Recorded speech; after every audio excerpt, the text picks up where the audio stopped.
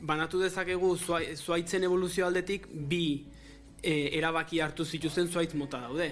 Alde batetik, esan zutenak, klorofila urte guztin mantenduko deu, neguko izpi txikiak ere aprobetxatzeko fotosintesia iten deun iteko, eta beste batzuk esan zuten ez. Gutzako hobeto da, fotosintesia urte guztinin baino urteko atal baten, hau da, udaberria, udara eta udazkenean fotosintesia itea, eta neguan, arrisku gutxigo eukitzeko, ostoak kenduko diteu, ostoak, ez klorofila, ostoak kenduko diteu, haizea, elurrak gutxigo eragiteko. Azkenen guk imaginatu behar deu, ostoak pisu hartzen dutela. Eta elurra iten duen lekutan, edo haizea handia da bien lekutan, ostoak. Zein azkarra den natura? Dena arrazoi batengatik egiten du, bai? Beraz, bi zuaitz mota ditugu.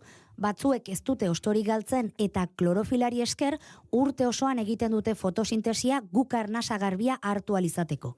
Besteek berriz fotosintesia urteko atal batean egiten dute. Eta neguan ostoak galtzen dituzte pisua galtzeko eta elurrak eta haizeak kalterik ez egiteko. Akaitzek, zuaitzek bi erabaki hartu zituzten esan du audioan. Hala da, ez du bi erabakiak erabili? Izan ere, badakigu zenbaki kontuak eskuartean ditugunean, ondoren dagoen izenak mugagabe hartzen duela. Hala da, erabaki horiek zehaztu gabekoak direnez, ez dugu bi erabakiak esango. Hori bi erabaki jakin direnean bakarrik erabiliko genuke. Adibidez, gaur bi erabaki hartu baditugu eta bi erabaki horiek onak izan badira, gaur hartutako bi erabakiak oso onak izan dira esango genuke. Beste hainbat momentutan ere erabili du akaitzek mugagabea. Adibidez, amaieran galdera bat egin die irratsaioko aurkezlei. Zer zuaitz irudikatzen duzue? Kasu honetan ere, zuaitz asko dagoenez eta zein zehazten ez duenez, zer zuaitz esango dugu eta ez zer zuaitza edo zer zuaitzak. Askotan, galdera orokorretan horrelako adibideak erabili ohi ditugu. Zer ordu da? Zein lagun etorriko dira festara? Zein kolore duzu gustuko? Zuaitzen kolore ezari garela, hori gorri eta marroiskak. Ba, niri berdea ere izugarri gustatzen zait.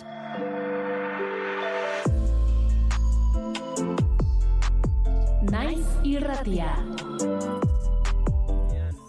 Berde ikusten dituen zuaitz hauek, kolore aldatze honek arrazoi esango genuke ekonomiko bat daukela. Zuaitzaren aldetik ekonomikoa, guk ez dugu lertzen ekonomia mota hoi. Baina, dakizuen bezala, zuaitz batek edo landare berde batek fotosintesia egiten du. Fotosintesia da CO2 eta eguzkia erabiliz, oksigenoa, guk arnasten den oksigenoa sortzea. Berde ikusten ditugun zuaitzak. Eta ez berdea, kolorea orokorrean aipatu du, beraz, berde, gorri edo hori ikusiko ditugu zuaitzak. Zenbat burua uste ematen dizkigun askotan mugagabeak. Noiz erabili ikasi behar da. Gaur adibide batzuk ikasi ditugu. Zer ikasi dugu gaur?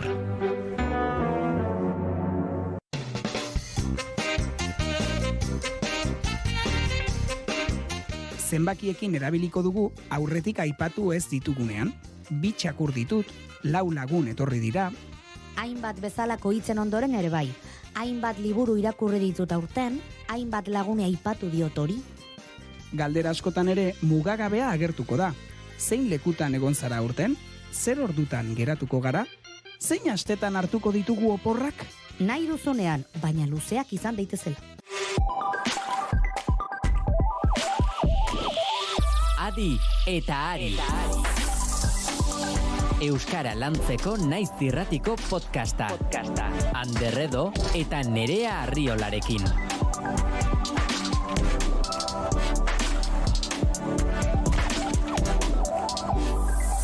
Adi eta Ari.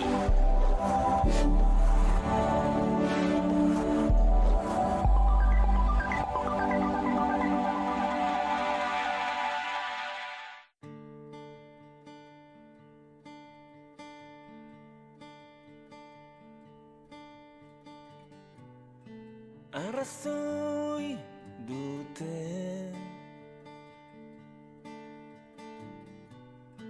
Arrazoi dute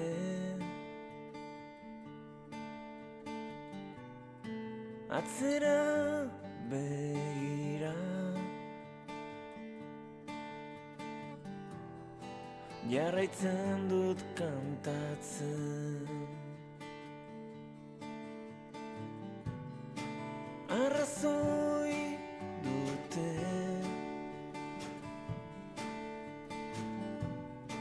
arrazoi dute,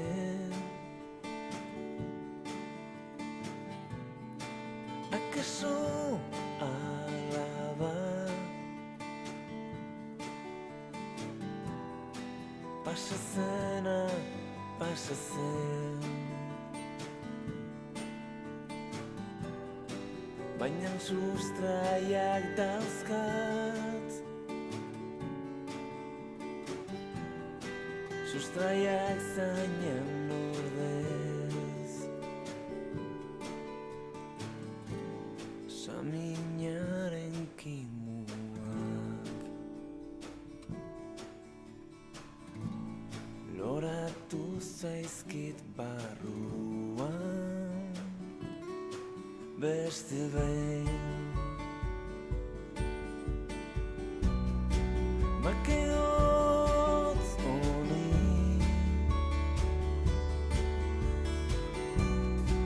bakeotz honi,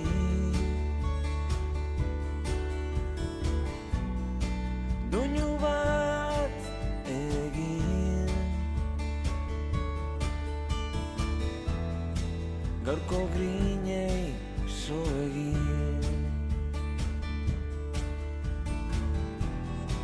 baina minura oraindik arindu ezin nabil.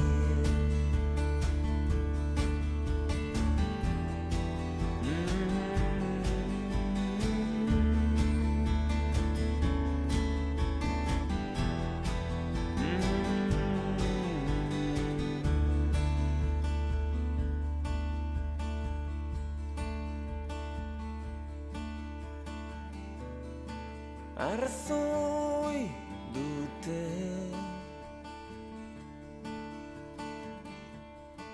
arrazoi dute,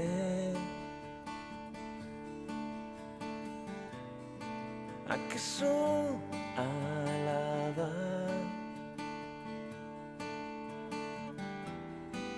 eta ez nabil zuzen.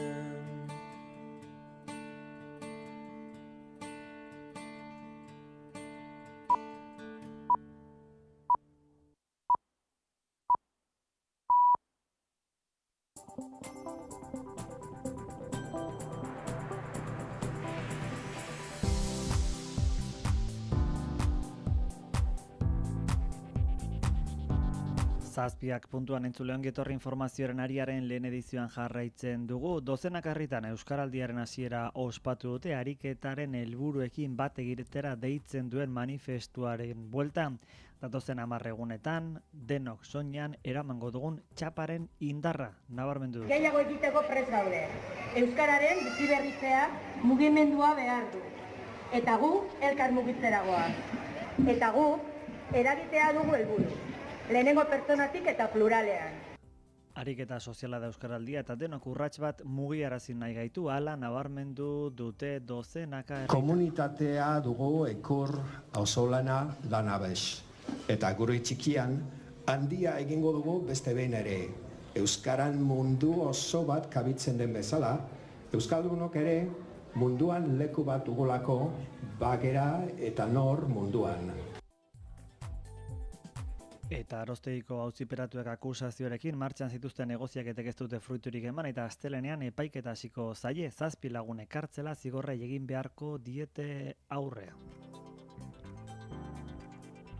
Lab sindikatu bestalde balioan jarri du hezkuntza publikoan lorturiko akordioa Garbina Aranburu sindikatuko koordinatzaile orokorraren aburuz hezkuntza hobetzeko baliabide gehiago lortzea gatazkatsua izan da eta Lab izan da horren aldeko indarra egin duen sindikatu bakarra. Hezkuntza publikoa lortu ditugun hobekuntza eta aurrera pauso guzti horiek ez dira Jaurlaritzaren borondate politikoaren ondorioak izan, greba eta mobilizazioen emaitza eta ondorio izan dira. Eta egun hauetan hezkuntza sailburua, Pedro Sanderea, askotan entzun dugu, esanez, lorturiko akordioa irakasleen akordioa ari zen historikoa dela, hezkuntzaren kalitatea hobetuko dela, baina argi eta garbi esan behar duguna da, hori ez zegoela hezkuntza sailaren hasierako asmoetan. Hezkuntza hobetzeko baliabide gehiago lortzea oso gatazkatsua izan dela eta lab izan dela horren aldeko indarra egin duen sindikatu bakarra. Bestalde pentsio publikoa duintzeko 145.000 sinadurez herri ekimen legegilea babestea eskatu dute. Euskal Herriko pentsiodunen mugimendua jasotako sinadura Gasteizko legebiltzarrean entregatu dituzte. Gutxieneko pentsio lanbide arteko gutxieneko soldataraino osatu nahia zabaltzen ibili gara. Eta esan dezakagu herri ekimen legegilearen bigarren fase hau amaitu dugula, bukatu da, eta uste dugu oso arrakastatsua izan dela eta lortu ditugun emaitzak ere oso ikusgarriak direla.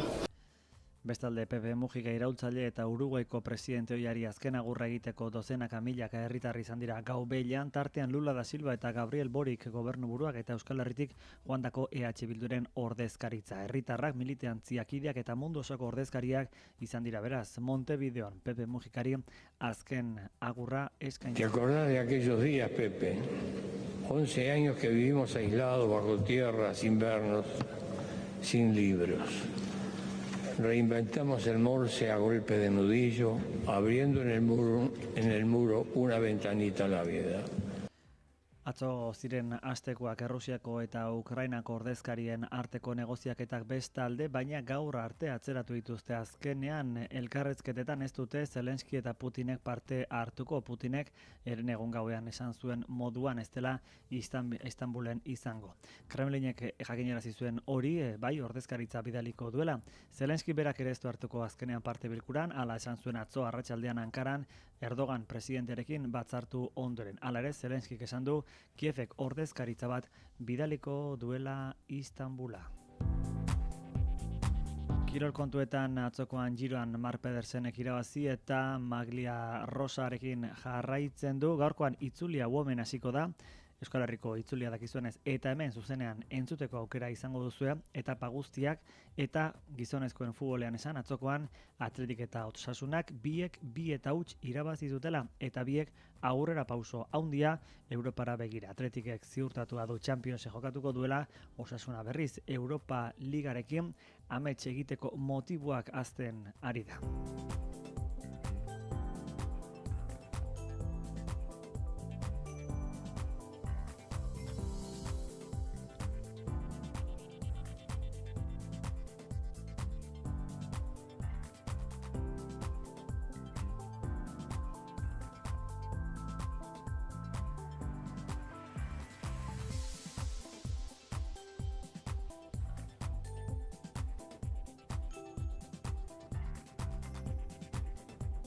Errepietan abarmentzekorik ez da momentu seguraldi iragarpena jasoko dugu. Beraz, Iker Ibarluz. Egonkortzeko bidea hartuko du eguraldiak ostiral honetan.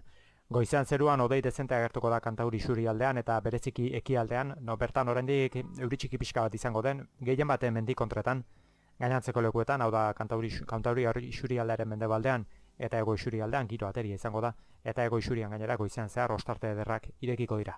Arratsaldean Kantauri isurialdean bertan leku guztietan ateri egongo da eta ostarteak irekiko dira, naiz eta zerua ez den guztiz garbi geratuko, aldiz ego isurialdean arratsalde guztian zehar eguraldi eguzkitsua izango da.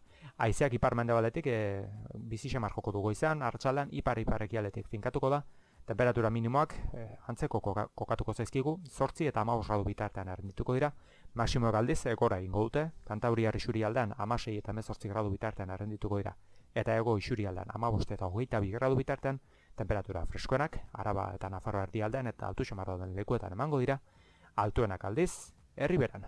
7:06 minutu ditugu eta Euskal Herriko bitxokotara joko dugu, eguraldiaren berri jasotzeko. Xole Irundik astero gixan, Xole, kaixo egunon? Egunon denoi. Bueno, zenolako giroa Irun inguruan? Irunen oaintzi bertan daukagu 14 gradu. Baino freskoago dela esango genuke. Zerua odeitsua.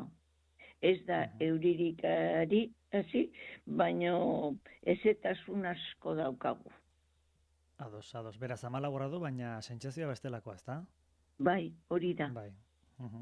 Eta Irurtzuna joko dugu Aritz Berri Baserri eskolako Mikel dugulako gurea. Mikel, kaixo egunon.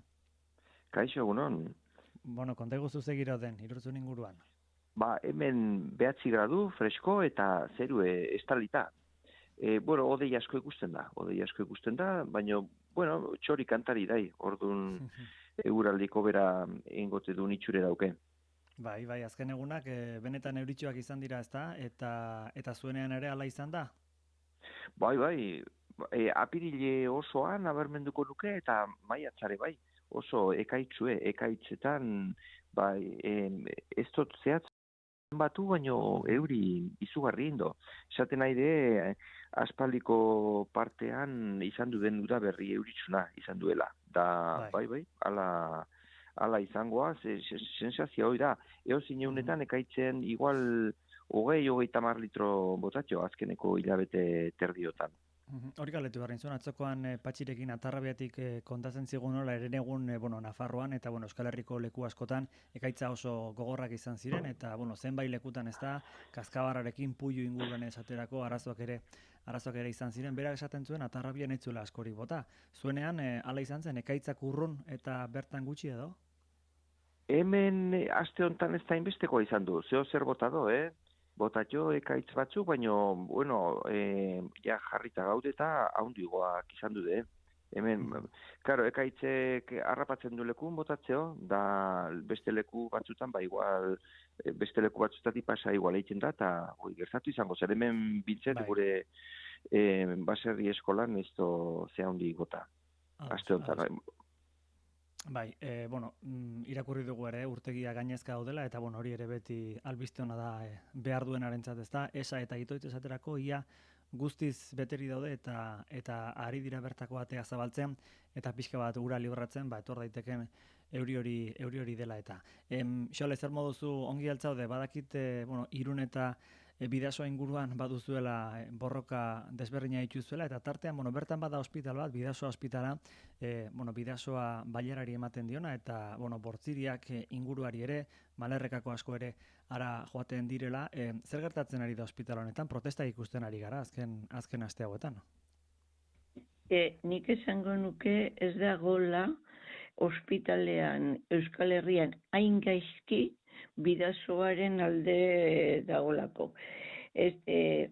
Osasun plataforma Bidasoakoa manifestazioa deitu du maiatzan 31.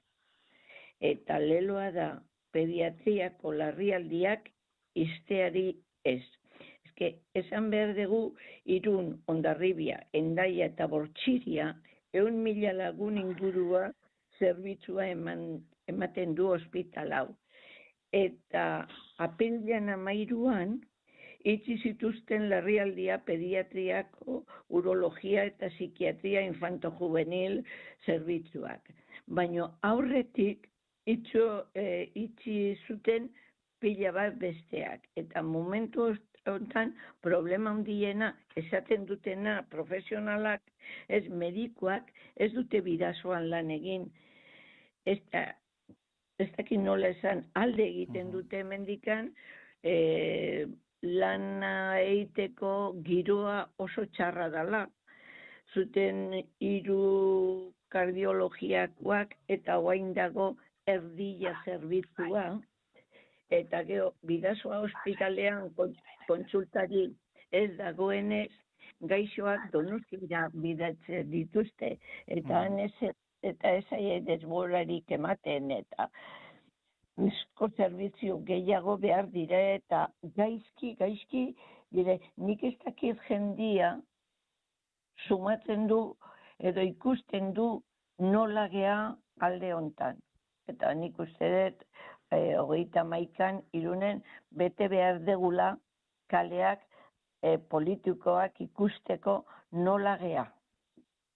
Ados. Badakigu, ez dela egoera xamurra osasun publikoarentzat ez direla garai honenak eta ea aldatzen den, herri mobilizazioa behintzat hor dagoela biztan da. Bestelako kontu alaiagoak ere baditugu, atzokoan San Isidro eguna ere izan zelako, eta ez dakit zuek Ospatzen ote duzuen, Mikel, San Isidro eguna edo motibo berezirik zerbait desberdin egiten ote duzuen, pentsatzen dut jai hartzea ez dela erresa izango, beti ere lehen sektorean, baina zerbait berezi egiteko aprobetxatu zenuen? Bueno, atzo deitu zen Kantabriatik, Polientesetik, hain zuzen, hor nekazari asko da, eta San Isidro egunean, ospakizun handien egiten du, eta ne motozerrak hartu, eta han izan du nintzen atxaldean erakustaldi bat egiten. Da, han guztua ematen du, oandikoan besteik ez da, eta nekazaritza desente mantentzen da, nekazaritza eta abeltzaintza. Da, guztua ematen du, nekazaritza bizik ikusteak. Hemen baino gehixio mantentzen da, alderdi hortan bintzen. Esaten duzu txikiagoa eta horrelakoa, ez lokalagoa, estensiboa nagusitzen da eta bestelakoan ez da. Bai, lur ere muke mendik eta ikaragarrite eta gehixio mantentzen da. Han, beste arazo batzu dauzke, oan basapistikin daola, baina, hortxe zeitzen duela handalan. Hitz egin beharko dugu horretaz, beste ostiral batean. 7:12 minutu ditugu Xole Agirre Irundik, Mikel Lasarte Irurtzundik. Eskerrik asko biak gaurkoan ostiral honetan gurean izateatik eta asteburu ona pasa. Bai, berdin. Aio, agur. Este libro tiene la intención de ayudar a las nuevas generaciones de luchadores sociales que tengan el coraje intelectual de darle causa a su vida. Jose Mujikaren ondarea, azken elkarrizketa liburuan. Semillas al viento, Jose Mujika. Garak argitaratua. Montevideoko bere etxaldeko aterpetik solasaldiak. Bizitza, ezkerra, boterea, utopia. Arnaldo Otegiren hitzaurrearekin. Eskura ezazu zure alea, denda.naiz.eus web orrian. Que uno de estos días seré menos que polvo. Tal vez quede alguna paloma dando vuelta en la cabeza de alguno.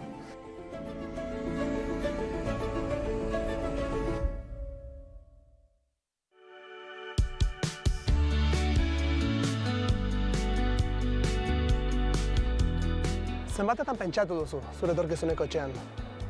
Nik askotan. Nere esku egongo balitz, nere etxeak 2 logela izango lituzke.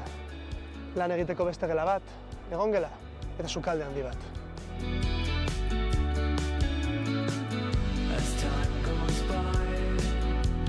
Baina egoera latza da, etxe bizitzari dagokienez. Edo hori diote. Egia esan, enaiz gaian aditua. Egun okertzen didaten gaietetik urrun mantentzeko joera izaten dut.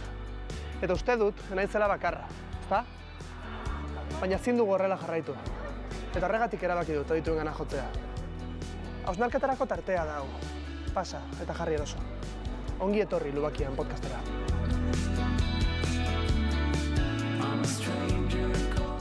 Bigarren kafearen eskutik, Lubakian podcasta. Naiz irratia. Kultura eta hizkuntza politika sailak, hizkuntza politikarako sailburu ordetzak diruz lagundua. 7:04 ditugu eta bestelako gaiak ahotan. Orain atzokoan Euskal Herriko pentsiodunen mugimenduak deituta Gasteizen manifestazio egin eta ondoren Gasteizko parlamentuan bertan azken hilabete guzti hauetan herri ekimen legegilea gutxieneko pentsioak bertako erakundek duintzeko prestazio hori bermatzeko herri ekimen legegilea aurkeztu zuten, erregistratu zuten. Orain bestelako urratsak etorriko dira. Zaloa badia. Pentsiodunen mugimenduak 145.142 sinadura lortu ditu. Hauek guztiek Gasteizko Bilbo plazatik Eusko Legebiltzarrera eraman dituzte jendetza batu duten elkarretaratzean. Sinadurak Eusko Legebiltzarrean erregistratu ondoren, Ana Mezo Euskal Herriko pentsiodunen mugimenduaren bozeramailea pozik agertu da, egindako bidea izan du izpide eta emaitzak historikotzat jo ditu. Gutxieneko pentsio lanbide arteko gutxieneko soldataraino osatu nahia zabaltzen ibili gara. Eta esan dezakagu herri ekimen legegilearen 2. fase hau amaitu dugula, bukatu da, eta uste dugu oso arrakastatsua izan dela eta lortu ditugun emaitzak ere oso ikusgarriak direla. Mugimenduak 15 pentsiodunen sustapen batzordea izan du, herri ekimen legegilea idatzi eta izapidetzeko, eta astelenero Euskal Autonomia Erkidegoko 75 plazetara joaten diren pentsiodun guztiekin batera, 4 hilabete egon dira egunero sinadurak biltzen Araba, Bizkaia eta Gipuzkoako kaleetan 178 fede emaile bereziren ikuskapenarekin. Euskal Herriko herri orotik iritsi dira pentsiodunak ostegun honetan, eta Mezzok lortu duten sinadura kopuruak oroipatu du. Hauteskundetan ematen dan botoen kontrol demokratiko berberarekin. Izan ere, datu bat emoteagaitik, aurkeztu ditugun sinaduren kopurua iazko autonomia hauteskundetan emandako baliozko botoen 13,5 da. Ez da gutxi. Kopuru historikoa dela azaldu du Mezzok eta izan duten babesa ere nabarmendu du lan handia egin izanak horrelako emaitzak ekarri dituela azaldu du ere bai. Pentsiodunen esanetan herri ekimen legegilea oso onargarria da kopuru aldetik ez duelako asko suposatzen. Gure ekimen hau, herri ekimen legegile hau oso onargarria da, oso. Aurtengo aurrekontuaren 1,4 baino ez luke honek behar izango. Eta gainera, jakin badakigu egindako kalkulen arabera hurrengo urteetan kostu hau berantza joango litzakela. Gainera azaldu dute pentsio duinen aldeko gastua ondoren birgizarteratuko dela. Hurrengo urratsak azaldu ditu. Lehenik eta behin, Mahai Orokorrak gobernuari 15 egun eman behar dizkio txostena ekin dezan, halaber Pradales lehendakariari bilera eskatuko diotela kontatu du. Indar guztiegaz eskatzen diogu Pradales lehendakariari, eskatuko diogu batzar bat egitea gurekin, eta batzar hori bai ala ez egin beharko luke. Egin beharko luke ikusita ze sinadura kopurua entregatu dugun eta ze babes sozial izan duen gure herri ekimen honek. Baikorrak dira eta emaitza negatiborik ez luketela onartuko ez ulertuko nabarmendu du. Aurreko lehendakariarekin Iñigo Urkullurekin bildu ez izana deitoratu du azkenik. Kalean pentsiodunak ere pozik agertu dira. Hurrengo pausuak, espero dozagun gure partidu honek onartuko dutela eta emango diotela bide. Eta prozesuan egin duten lana ere utzi dute agerian. Masa kritikoa importante badala gure artean, lan asko egin dugula eta hemendik aurrera ere egingo dugula.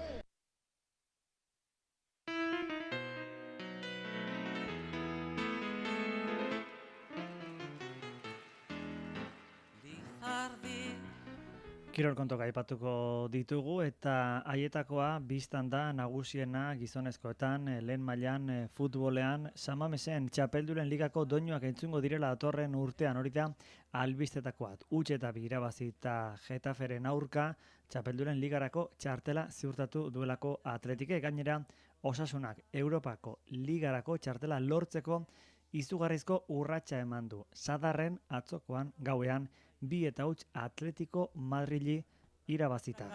Orduan sortu aiz bidetik balantzaka eta irekin aurrez aurre jarri garenean. Mars Pedersenek hirugarrenez garaipena berriz Giroan, Materan eta Maglia Rosa sendatu du. Lidl Trek taldeko txerrendulari Danimarkarrak oso lehiatua izan zen, zentimetro batzuengatik irabazi zuen esprinean, Eduardo Zambanini eta Tom Pitcock mederatu zituen. Garaipen nagusian Pedersenek lider jarraitzen du, orain 17 segundo ditu Primoz Roglicekiko. Eta seigarren etapa Italiako lasterketa gaur, Potenzatik abiatuko dira txerrendulariak eta Napolin helmuga 210 kilometro eta aparteko zailtasunik gabea mendati dagokionez. Bigarren mailako bat hasieran, hirugarren bat helmugatik 75 kilometro ingurura. Eta dakizuenez Itzulia Women gaurkoan abiatuko da, Itzulia Women, eta ez dirudi inor Demi Bolerini itzala egiteko gai izango denik, 2022ko eta 2024ko Itzulian irabazlea da eta Espainiako buelta irabazi berritan dator Euskal Herriko errepidetara. Gaur bihar eta etzi izango da eta gurean Naiz Irratiak zuzenean egunero eskainiko dizue emankizuna Itzulia Womenen gertatzen den hori zuzenean gurean entzuteko aukera izango duzue, eguardiko 12etan hasita etapa guztiak aipatu bezala entzuteko aukera duzue. Eta asteburu honetan ezagutuko ditugu buruzburuko txapelketako finalistak. Laso eta Altuna parez pare larunbatean, Larrazabal eta Artola igandean. Azken honekin Iñaki Artolarekin hitz egiteko aukera eduki du Jon Karate, gure lankideak partida horren atariko. Iñaki Artola, arratsaldeon eta zorionak. Aupa, arratsaldeon. Bueno, zorionak esan dizut, buruzburuko finalerdietarako txartela lortu duzulako, baina ez dakit. Beste zorion bat ere eman beharra nagoen, aita zara dagoeneko, ala oraindik ez? Ez, oraindik naiz, ja esperon jarrita gaude, ja urruti ez du behar, baina oraindik ez, eta bueno, beste finalan gati berriz eskerrik asko bai. Bueno, esango dugu partida ederra jokatu zenuela Peioren kontra, markagailua baina baita jokoan ere nagusi, ez dakit, esperotakoa baino errazago esango zenuke, lehia estuago aurre ikusten zenuen?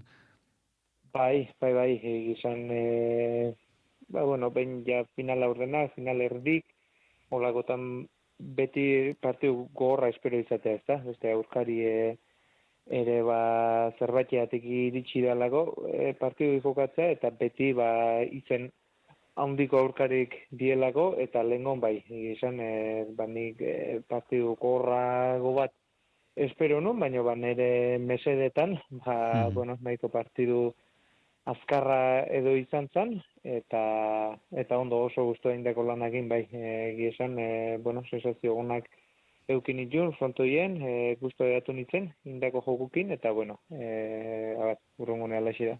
Sentsazioak aipatu dituzu, duela ez asko binakako finala jokatzen ari zinen, orain buruzburuko finalerdietan, sentsazio gonak, transmititzen aipatu duzu moduan, ez dakizu ere ala sentitzen zaren, momentu oso honean sentitzen zaren?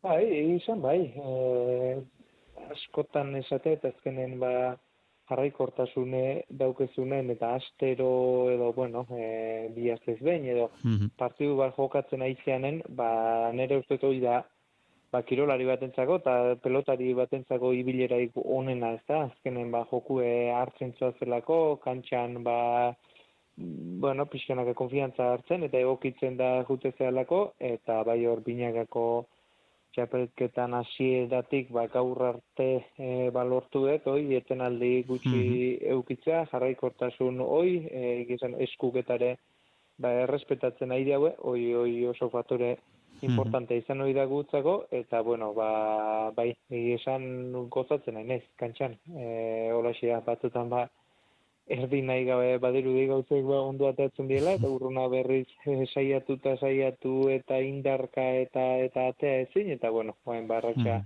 politiala emateu, eta luzapena ematen dio. Ega den. Igandean Gasteizen izango zaitugu, aurrean Larrazabal, estreinekoz, buruzburuko txapelketa nagusian, ez usteko galantak eman ditu, Ezkurdia kanporatu, Altuna eta Dario irabazi, ez dakit, zer nolako aurkaria espero duzun? Bai, nire elkarrizketan baten esan dut, igual kanpoko jendek pelota pixko bortexioetiko seitzen antzako sorpresa handikoa izan dela, gu oso barrun gabiltzen antzako baino, ez da? Entrenamentutan da espalditik ikusten nahi dalako, nahi tokatu zait bintzatik ustea, zenbat jokatzen ikerrek pizton gaie dauke pelotako, ikerri pelotari indartxue, oso gaztea da gaina, ondo bideen bat dudik ez dago nahi bere oaindiken mejoran jun behar dula, eta bai, emateu ja gehatzeko etorri dela, eta ala ere, begira sorpresa, izen handiri irazi di, ez da? Zengo nuke ni baino ere izen handiko irazi diela, eta orduan horrek akusteit garbi, ez da? Nahi irabazteko ere gai izan lehikela, eta nire ere onena eman beharkotela irabazi nahi badiot. Diozunarekin beraz, partida tranpaxa marra izan daiteke, ez? Esan nahi dut, hasiera batean, naiz eta Larrazabal txapelketa oso ona egin, favoritoaren paperak zuretzat behar lukela esango nuke, hainbat arrazoiengatik, bere lehen txapelketa delako, esperientzia falta, baina esan duguna, sekulako txapelketa osatzen ari da, presiori gabe jokatzen, eta ez dakit honek are arriskutsuago egiten dute duen. Bai. Nei ala irutzea bintzat, eta ne honek ez dut bintzat, favoritismo edo asko sentitzen, edo asko bizi ez da, hoi da ikusi beste egiztau, zein irabazita etorrean, azkenengo partiduen nik uste horrekin pixek gehatu dala edo jendeak galdu zuen partidu horrekin, baina ue baizala partidu trampa ez da, kago iztarten ezer jokun ez da on partidu oitan tensio ez da berdine izaten, eta nik uste aurrekari bezala ez dula asko balio ez da. Nik pixkata intzat hartzen duten partiduk, beak aurretik jokatu txunak die, eta Ezkurdia irabazi do, Altunai, Darioi, bat hiruetako bat irabazi izan balu, kaso, egun oso on solte bat edo zala esan zitzeken, baina ja, 3 irabazai ez da kasualidadea, eta gaina aurten lehen mailan jokatu du, lehen gaurten 2. mailan irabazizulako, eta 2. mailan pentsa Agirre bat irabazizion finala, beraz, ja, horrekin dena esana dao, eta nire aldetik akats ikeragarri elitzeke, egungoan itzeke pentsatuz, favorito naizela eta errez irabaziko detela eta ez detala pentsatzen.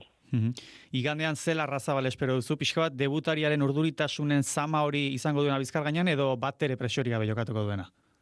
Ez dakit, esan bere kasun ez dakit, nik uste askotan bakoitzan arabera dala, momentuk egira esperientzik ez dula baina kalte egiten, baina, bueno, baina ez da egiten ez da. Besten berri eta nik garbi dauketena da, neonek jarrera eman nahi deten ez da. Eta da, konstiente izan, zer taino daun, jokun, partidu hortan, olako xe partidutako prestatzea urte guztien zehar, eta ilusio horrekin, eta laneako jarrera horrekin junberra auketela ez da. Hoxe zaila hortako partidu batek eskatzen aineko motivazioekin eta gogokin. Eta hortik aurrea, nik pixkat hor neren zentratu beharra auketuz da, berea bagio ikusikoa. Bueno, eta finaletik pauso bakarera, duela 4 urte, 2021 esango nuke, merezimendu osoz lortu zenuen, hitzordu horretan egote, hitzordu handian egotea, bueno, zoritxarrez lesioaren ondorioz ezin izan zenuen jokatu, ez dakit Arantzatxo hori nonbait sartuta dagoen oraindik ere? Bai, egizan, Arantzan nahiko ateria edo sentitzet, baina bai, haztu ez zaititzen, eta nik uste da, lortu nula, ez da, buelta ondo xamarra matea, eta pixka Arantza edo presio iturri edo izatetik, motivazio iturri izatea, ez da, berriz hoi final bat iristea, ezatik ez, txapela bat burrukatzea, ez dakit orduan lortu banu ere, pentsatzen berdin zaiatzen segiko nulao, baina, bueno, hoi zabainuzka egitek, eta zerbait sensazioak gehiatu bazitzaiten, bai izan zen, oain bai segi beharranekela zaiatzen, ez da, helburu oain dik lortzeke gehatzen zalako, eta bai egizan asko motibatzen naun helburua da, eta, bueno, oso zaile, garbi dao, bai hitza hundik di, ez da, buruz final bat jokatzea, o txapel bat lortzea edo, baina, bueno, sinistu beharra da, urrutigo egon da, oain da hona baino, osak, bueno, gure esku da hona jarri, eta zertza. Hori da. Bueno, ordu hartan gainera bizilagunaren aurka, Jokinen aurka zenuen jokatzekoa finala, eta litekeena da, aurten ere hori ematea, orain noski, finalerdia jokatu behar dira, baina aukeren artean badago, eta ez dakit behin finalera iritsita ere, bueno, igandeko partida ostean egintzen dituen adierazpenak entzun da, ez ote duzu nahi horixe bera? Bueno, nik azteko bentzen nahi nukena, neoni irizioa hortan dudaik ez dago, eta gaina, bueno, azkenen itxegia ez da, pelotari inartzen, gertuko, kolaunek, eta ez egida, azken oso mundu txikia eta denok dakeula, ez da oso harreman hona, adibidez nik dudik ez da jokinekin, oso harreman estue, eta berezi izan dute beti denik oso gertuko haitiezait, baina, bueno, azkenen urtetan laso ere enpresakoa da, entrenamentutan da alkarrekin ordu asko, botilero jon da maiki, nekin azkena, txapelketa jogatu duna, ez da, binakakoa, orduan, bueno, honenak irabazi ezala, baina bai, izan, nik orduan esan nun bezala, paper baten idatzi beharra balin baneuke, bueno, final baten, final bat jokatzekotan, nolakoan nahi nuken, dudik ez da, Jokinen kontra ilusio berezi inguliakela, ez da, bakitelako, ingurundare, giro berezi da sortuko litzekela, eta, bueno, nik ordu jokatu denunen banekin, berriz jokatze iriste banitzen urrutia gabe beharko zula Jokinen kontra, nerea, kasi, zabantzak Jokin ikusten nun berea, baino kasi urtero iristen dalako, eta, bueno, aukerak badaude, berriz finalo gertatzeko, eta, bueno, oso poliki izango litzeke bai. Bueno, aukera dago, baina oraingoan txapela tontokalean geratu daia, da? Oi. Garrantzitsuena hori. Betik den broma, alegia txapela asko etortzi dela, baina atzeko variantetik pasatu dela, ez da, amezkera, eta, bueno, behanagatik poztutzea noski, eta ospatu ere bai, behin baino hiotan, baina, bueno, haber goaingon norbean adan, eta hortako ingo du buruka. Hori da. Bueno, eta aipatu dugu, aita izatera zoaz, honek noski nahi gabe ere baldintzatzen zaitu txapelketarako. Ez dakit, nola kudeatzen ari zaren hau psikologikoki, aurre ikus daiteken ere, horrelako egoera batean bata edo beste gertatzen dela zein erabaki hartu, ez dakit? Bueno, esango izupa, egietan, bai, momentu berezi bat da, baina egie da, oaingon hau dan bezala, askotan izateala, ez da, hola partidu garrantzitsu bat jokatu behar, eta bizitzan zerbait gertatuta, kudeatu beharreko gauze potolok, eta oaingoa, esan dut, eunotako elkarrizketetan, ez da, behintzat, gauz bat dala sentitzet, ilusioa ematen gauz bat, eta alde hortatik iruditzen zait ez daula aitzekik, ez da, ez dakit dala gutxi Joseba Ezkurria beha itokatu zitzaion, bezala ospitaletik bueltaka ibili behar izatea frontoiagunez, hoi baino hobea dela iruditzen zait, eta hortik aurrea, hoxe, kezka puntxu txiki horrekin, ez dilia behintzat jandea txalde bertan gertatu, eta iruditzen zait kasualia handie beharko lukela, ez da, lehentxu edo gerosio dan, eta lehen esan detena, gerosio baldin bada, seguro nagoeto zio deskansatuta jongo naiz, eta lehentxo baldin bada berriz, ilusio galantakin eta poz galantakin baita ere, ezta? Eta horrek askotan laundutxeu ondo jokatzen, beraz, aldeko indar bihurtzea lortzen. Hori da. Bueno, guztia ederki ateratzen den, seguru baiet, Iñaki, mila esker, zorterik honen aigandean, eta, finalerako txartela lortzen baduzu, berandu baino lehen izango gara harremanetan, ondo segi? Vale, eskerrik asko.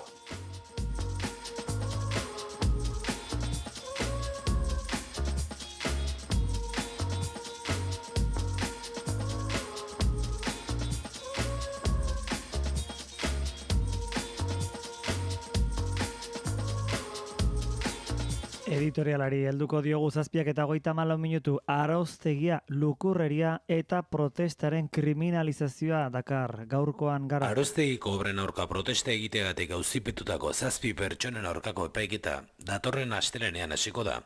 Halaberrez, proiektu urbanistikoaren enpresa sustatzaileak fiskaltzak proposatutako akordioari uko egin eta gero. Horrela azaldu zen atzo elkartasun batzordeak salaketa bat gehituz, enpresarentzat erantzukizun zibile eskatzen jarraitzea marra gorria izan da, horrek albidetuko baitio 43 milioi euro eskatzen jarraitzea. Espekulazioaren bidez ezpada, Nafarroko eta Espainiako gobernuei ustezko kalte ordainak eskatuz, poltsikoak nola bete da enpresaren obsesio bakarra. 7 pertsonen bizitzak guztiz baldintzatzea gutxieneko albokaltea da, diru gosea ipar dutenentzat. Hasi eta buka gauzak nola ez diren egin behar erakusten du arauztegiaren kasuak, bizilagunen iritzia eta tokiko erakunden erabakimena aintzat ezartzeko. UGEP moduan tramitatu zuen UPNren gobernuak Lekaro zen luxuzko hotela, golf zelaia eta 228 txaletera egitzeko proiektua. 2015-etik aurrera geroa bairen bultzada jaso zuen ekimenak inoiz ez zuen baztandarren gehiengoaren babesa izan, hauteskundetan garbi geratu den bezala. Eraikuntza lanen legalitatearen inguruan zalantzak zeuden arren, 2008 batean ondea makinak arauztegiko lurretan sartu ziren. Desobedientzia zibilaren bidea besterik etzen geratu. Eta horri, ekin zion zilegitasun osoz arauztegiaren aurkako mugimenduak, proiektua galarazteko gorputza jarriz. 4 urte geroago, auzitegiek obren hasiera ura legez kanpokoa izan zela ebatziarren, 7 ekintzaile izanen dira epaile baten aurrean eseriko direnak, enpresak bakarrekin nahi duen epaiketa batean. Bestea beste talde kriminala osatu izan leporatuta, denera 20 urteko kartzela zigorra eta 56.000 euroko fidantza eskaerei aurre egin behar diete auzipetuek. Atzean desobedientzia zibilaren kriminalizazioa eta lukurreria dauzkan auzian. Biak ala biak dira zokoratzeko elementuak, justiziari balego absoluzioa litzateke epaiketaren emaitza posible bakarra. Horretarako bermerik ez dagoela jakinda ordea, elkartasunari tinko, eusteko momentu iritsi da.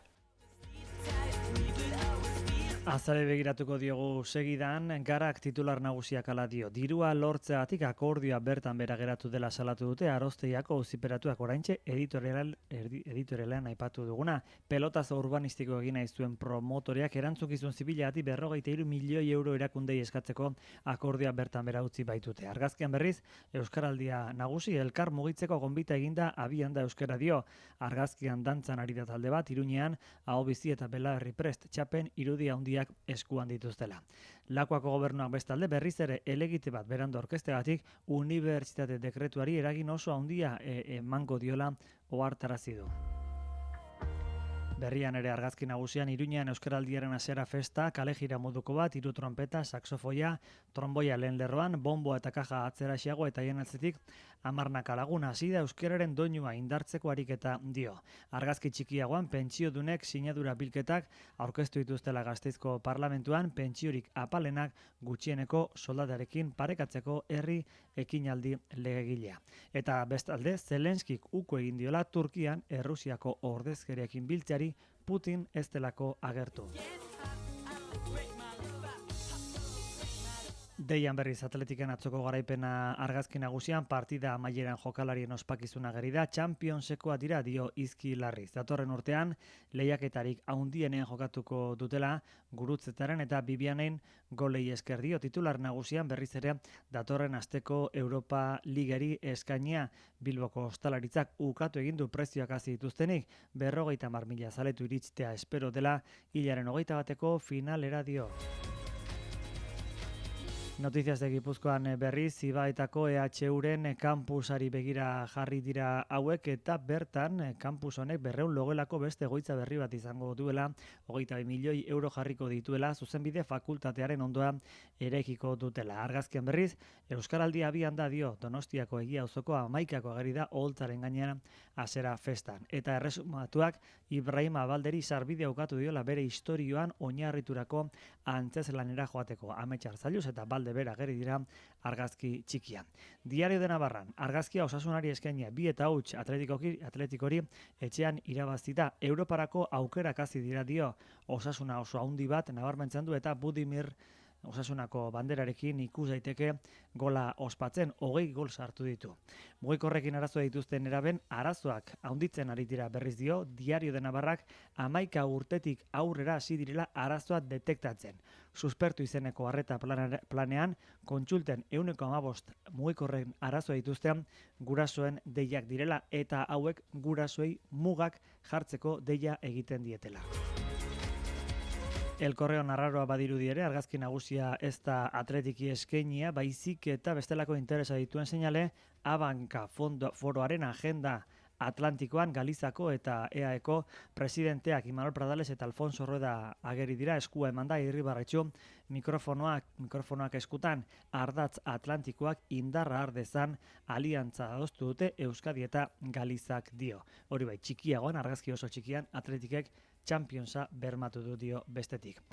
Diario Baskon berriz argazkian Ane Santesteban txirrindularia gari da, gaur dakizuenez itzulia women hasiko da, kuadro bateko irudia baliz bezala da, bera aurrera begira dago eta atzean kaosa, gerra baten ondorioak edo bizikleta txikitu batzuk ageri dira. Itzulian hartuko du parte Ane Santestebanek eta elkarrezketa eskaini dio Diario Baskori, hain isildua den uteroko minaz hitz egiten duela, nabarmentzen dute azalean, endometriosiaz mintzo dela hain zuzen ere Ane Santesteban. Eta titular nagusian berriz, Gipuzkoan aurren babesgabetasuna 4 urtetan 130 dela. 850 kasu hartatu dituela diputazioak adin txikikoekin lotuta.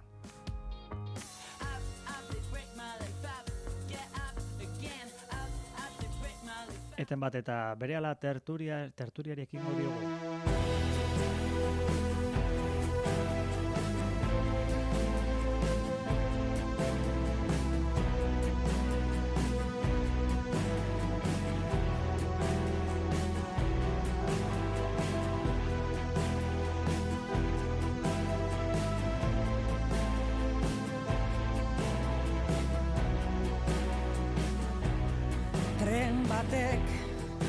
Beste tren batez kutatu dezakela dio emakume hau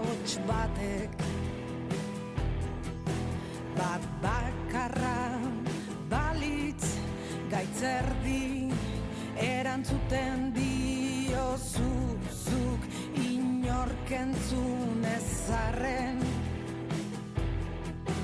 Bide erdian edo erdi bidean, denbora begi ertzetako zimurretan barna.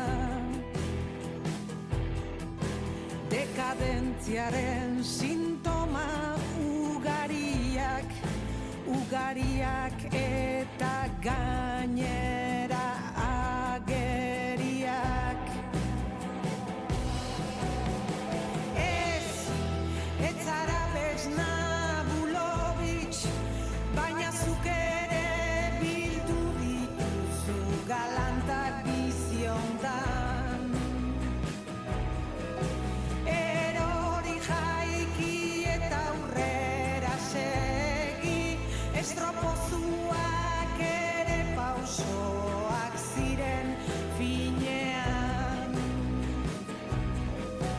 Bigarren edo auskalogarren aukeran bizi zarela ondotxo dakizu. Biziraun duzu honean, biziraun duzu txarrean, biziraun desastrean. Ustekabeko bira dramatiko bat, eta ara orain zer bihurtu zaren. Anomalia izu bat zoriontasunaren erradikalizazio fase baten. Ez zara besna Bulovitx, baina zuk ere bildu dituzu galantak biziontan. Erori jaiki eta aurrera segi, estropozuka ere egiten da bidea.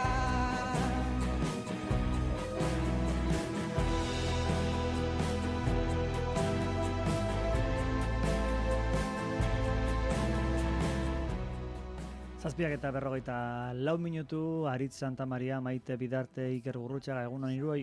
Egunon. Egunon. Temoz, ongiel gaude. Bai. Bueno. Hostiala, itxela. Ni nago gaur pizkat nekatuta. Baina da atzo kirol pizkat egin dela. Amigo. Txarra dela kirola, Ez txarra ez da, baina. Gainera, saskioloian, saskioloian, espazara jarraian ibiltzen, gero antzematen da. Aujetak edo? Oraindik ez. Oraindik ez dira iritsi. Bihar kaso. Claro. Agujetak ez izateko onena badakizu zer den, ez? Kirolik ezin. Edo kirolok gehiago egin, ez diote, Bai, egia. Baina... Triple atzu botatzea, Bai, baina, begira, jarri zaitezu jolas horietan. Eta ez baduzu denboran egin, adinak ez du barkatzen. Konturatzen naiz besoetan, eta sorbaldetan. Sorbaldak, karo, asko erabili behar dira saskiorean, eta konturatzen ez adinarekin, sorbaldak asko galtzen duela, indar asko galtzen duela, eta horra agujetek etortzen direla. Hau da, bizikleta egiltzea, eta, hobeto etortzen direla kaso hauetan. Bueno. Zesan behar non? Ikerrek aipatu digu, ez dakito izango den bere gaia, gero ikusiko dugu. Zein, kirolak? Kirola ez dakito igual horrekin daga zer ikusia, bestia, gero. Ez. Galdutan habil, Ez ere ez da. Ez. Hori ere bada zen, baita da, ez ere ez da. Bueno, Aritze Dakar gaurkoan kirolarekin zer ikusia, datorren astean Bilbon izango den finala, eta horren arira, ikaragarrizko zalaparta, edo zango nuke, edabidetan egunero, badira bi, deia eta korreo bereziki, hau egunero portadera ekartzen dutena, ez da? Ez gaitu ez da akreditatugu. Ez, eta esango nuke EITB-en oroar ere lehen albistea izaten ari dela. Izan ere, hurrengo astean Bilboke hartuko du Europa Ligako finala, eta Ingalaterrako bi taldek lortu dute txartela, beraz, 50.000 jarraitzaile espero dira Bilbon egun horretan gutxienez. Horrek segurtasun neurriak gogortzea ekarri du eta inguruko kaleak itxiko dituzte batik bat edo San Mameseko metro geltokia itxiko dute ere. Gaur irratian entzun dute EHUko ingenieritza eskolak egun horretan ere ateak itxiko dituela. Besta. Eta gainera bazeuden programaturik azterketa batzuk eta bar, eta bertan bera utzi segurtasun zeran sartzen direlako. Hori da. Denak gainditua, hori izan martzen ikasleen exigentzia. Beraz, anabasa izango da Bilbon, ikusteko dago ertzaintzaren jarrera, baina nik bi galdera bota nahi dizkizuet honekin loturik. Lehenik eta behin, merezi ote du horrelako evento handi bat ospatzeak horrelako neurririk hartu behar badira, eta bigarrenik, hausnarketa edo galdera ere bada, gure hiriak prest al daude horrelako ekitaldi handiak jasotzeko. Bueno, nik bat buelta emango diot galderari. Beharrezkoak aldira horrelako neurriak, horrelako ekitaldi bat egiteko. Nik uste dut hori dela gehiago. Hori superiari ez, aldetu bergo. Hori, superiari ez, hau superiari etorre egin zaio. Zan nahi dut, hau da UEFak, esigituko ditu protokoloak eta hori guztia. Polizianen presentzia olakoetan, esageratu da, eta gero, egia da, protokoloiak eta behar izaten direla, nik askotan kritikatu izan ditut, baina gero zu erosotasunez mugitu alizateko, lasai ibili alizateko, aglomerazioak ekiditeko eta hori guztia, horretaraino, baina hori babes zibilak egin dezake. Horretarako ez da poliziarik behar. Hori askotan pentsatzen izan dut. Eta gero gehiikeria da, niretzako. Ekarri nahi dut hemen puntualizazio bat, eta da, Leixuri Arrizabalagak, Bizkaiko Foru Aldundiko bozera emaileak, kexu agertu dela, hotelen prezioak eta igo direlako, gure gizarteari eskasa egiten diola esaten du. Eta epe luzerako inbertsio direla horrelako gauzak, eta batzuk ezin dutela, pribatuak ezin dutela, ontaz aprobetxatu. Nik uste dut Leixuri oraindik ez dela konturatu UEFA pribatua dela, eta hor zenbat milioi aterako dituen UEFak, ez dela konturatu. Hau da, bera ari dela mesede bat egiten, ordainduko zuen segurenik final hauek hartzearen, eta besteek inbertsio ez dela ulertu behar dute hori, besteek egingo dute, beste hiri guztietan egiten den gauza bera. Hortaz, dena puztuta. Edo jarri arauak. Ez da hotela bakarra, dena puztuko da. Sortu lege bat, horiek egiteko, erregulatu hotelen prezioak ere, baina horretarako ez gara gai.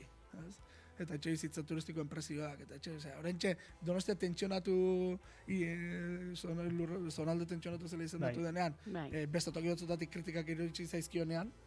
Neri harrigarria pixkat egiten zait, hori ez aurrekusi izana, hori gertatuko zela ez aurrekusi izana, erran edut azkenean, pentsatzen dut Bilbok ere ordainduko zuela, horrelako ekimen baten finala bertan izateko, egingo zituen bere irabazi kalkuluak, eta bere markaldetik ere ez, Bilbon Europan izango duen sona, gerora horrek ekarriko dian, orduan, pixkate harritzen dit, bai hori ez aurrekusi izana, eta baita bota duten zifra ere 900 euro gauak, kontutan hartuta Moskorra joango zarela lotara. Baina BBK Lifek gertatzen da. BBK Lifek urtero prezioak puzten ditu. Eta Gasteizen azken arrokekin esagerazio bat da. Laukoiztu eta gehiago egiten dira prezioak azken arrokekin urtero.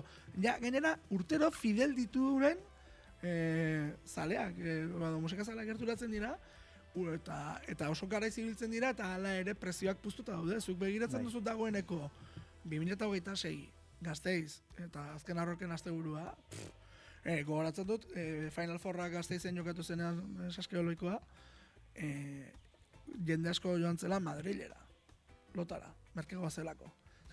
Labor de autobuses. Eta Madrilen, uste dut Championsa Liverpoole jokatu zuela. Gasteiz bete zen, Liverpooleko zalez. Jesus. Claro, baina zen, Madrid garesti dago, zer egingo dugu, konexio azkar bat eta gertu dagoen bat. Donostiko hotelen 185, atzira gurren ere, ja. Bai, eta Gasteizkoen 187 uste duzela. Karo, jendeak egiten duena, gero, begiratu eta seguramente, ez dakit, baina areatzako ez dakit zer, edo Urduñako spa hotela, beteko dira. Igual gure redakzioan amakatxo batzu jarri beharko ditu, Negozioa, sosa. Negozioa. Taxista, ikerra gautxa, zista, da gala eskurak. Bilbotik harri jendia. Bihar tokatzen da taxista. Bai. Bai, guri ez dut akreditazioarekin, Hori izan da beste gauzeteko bat. Ez irratiari, ez egunkariari. Sartzeko estadio barrura? Bai, ez digute eman. San Mamesa atletikekoa da, diputaziokoa da? UEFA kudatzen du hau. Eta hori, euskal talderik ez dagoelako edo? Pentsatzen dugu hortik izango dela. Orain izain nago, zein ematen dioten. Bai pensa. Batzoi emango jote, seguro. Baina da bitxia ez, ze kobertura ematen ari zaion, orokorrean, euskal medioak. Badelako ekitaldi bat azkenan sozialki eragiten duena. Besterik ez badere kontatzeko ze albokaltera egiten dituen, berdin dit. Baina hitz egiten ari gara hortaz, ez? Eta gero euskal medioa, bazterran ustea, pixka atzera bada. Hori da, UEFA-k ez dakiela nora datorren ziurrenik. Bilbao. Errealitate bat. Baina, bueno, urrengo olako superekitaldia badakizu zein den, ez? San Ferminak. Munduko kopa. Munduko kopa. Eta hor Donostia eta Bilbo hartuko dituz ematen itxura guztien arabera. Hau da beste entxegu orokor bat. Munduko kopa batek beste gauza bat ekarriko duelako. Eta kontuz. Hoinik ez du nahi... Urruti xamar dago, baina ez dago hain urruti. Hortaz... 2030an? Uste dut 2030an dela, bai. Prestatzen hasiko dira, laizter, ez? Gauz hori den. Nik uste dut orain Samamesean egin den esia hau eta ez dakiz zer da. Eskalatzen joan da Samames. Emakumezkoen UEFA-ko... Eurokopa izan behar zuen berez. Eurokopa etzen egin pandemiaren gatik eta gero zorionez, presio sozialak ere lagundu zuen. Etzen egin. Gero emakumeen Champions Leagueko finala. Gero Europa Leagueen, Atletikek oso ondo egin duenez bere bidea, asko lagundu du, protokoloan eta hori guztia. Eta orain Europa Leagueko finala.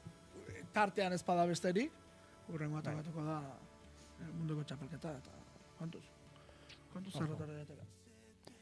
Bueno, Maite, gaurkoan zer, atzokoan ez genuen gairik aipatu? Bai, kontu txiki bat aipatu nahi nizuen, justu bideoklubako egonaizelako prestatzen gauza bat Pepe Mujikaren inguruan, azkenean bere inguruko pelikulak eta dokumentalak egin direlako. Eta, bueno, grazia egintzian nik ez nuen ezagutzen normalean, ez?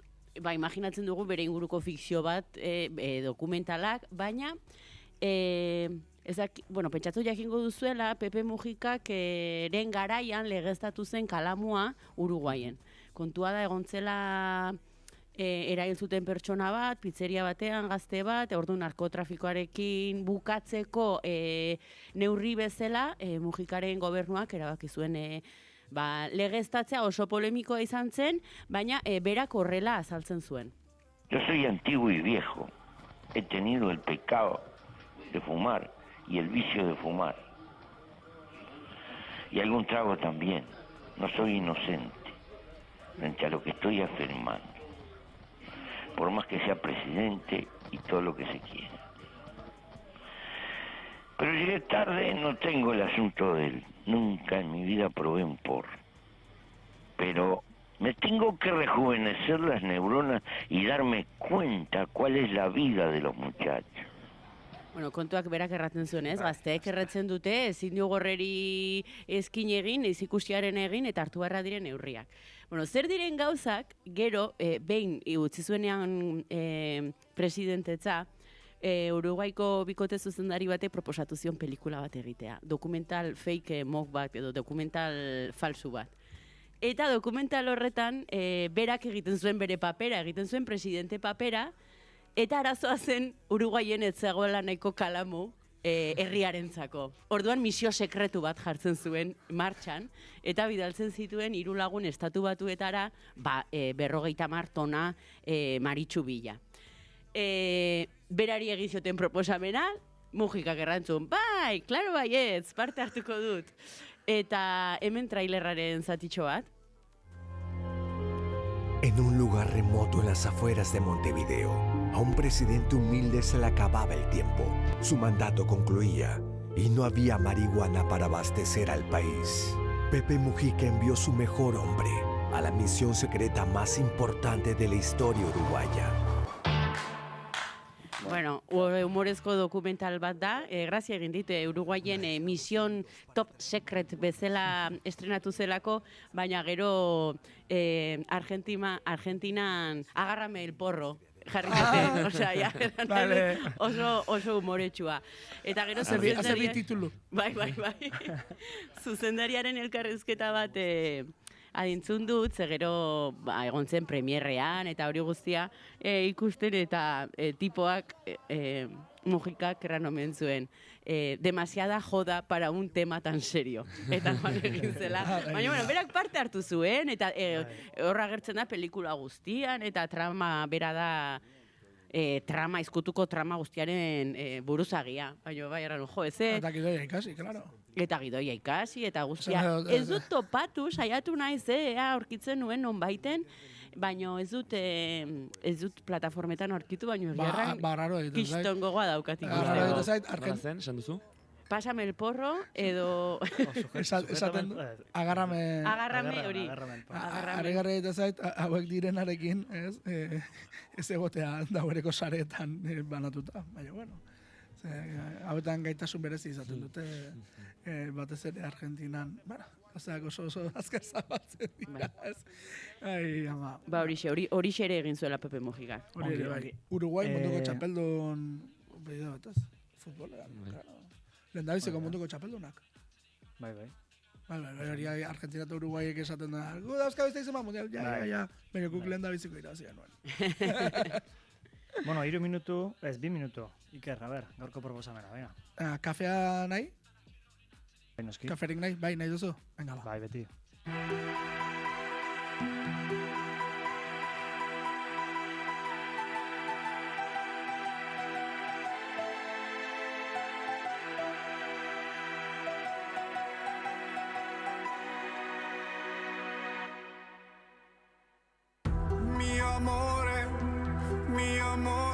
Espresso macchiato, macchiato, macchiato, por favore, por favore. Espresso macchiato, corneo. Mi amore, zer nahi duzu, espresso macchiato. Ni macchiato. Macchiato, zuek? Bai. Nik macchiato. Venga, ba, nik espresoa. Ba, ni latte, bestu esaten. Edo cappuccino, latte edo cappuccino. Pellida cappuccino, beti. Bai, venga, badakizu ze kantu dara, oinatz? Ez. Jokozkan parrapatu zaitut. Venga, Bai, asmatu Eurovision, eta asmatu, ez duzu asmatuko, ze herrialde. Ez herrialde, aurtengoa da, ze herrialde. Ez da pentsatzen duzuna. Eta zaila da, Ostras, zaila da? Venga, iparraldeko bat izango da? botauzuk. Venga, botako Finlandia botako. Ez zabiltza urruti. Estonia. Suedia. Estonia. Bai. Bai, aurten gertatu dira gauza bitxiak. Kongoleño bat, zera ordezkatzen. Holanda ordezkatzen, frantsesez abestuz. San Marinon, Gabri Ponte mitiko, DJ ekoizlen mitikoa, Eiffel 65-ekoa, italieraz. Estoniakoak italieraz. Suedia ordezkatzen, finlandiar batzuk sauna batean. Bueno, eta... multikulturalitatea. Zekero badaude herrialde batzuk urtero kanpoko batera ematen dutenak, hori ere existitzen da. Beste herrialde batzuk ez oso dignoak dira horretan. Baina bai. Eta hau favoritu da omen dago. Bai? Bai, hortaz, kafe hartzera guaz. Oso ondo. Jazta zortzia dira. Urrengor arte. Agur. Agur.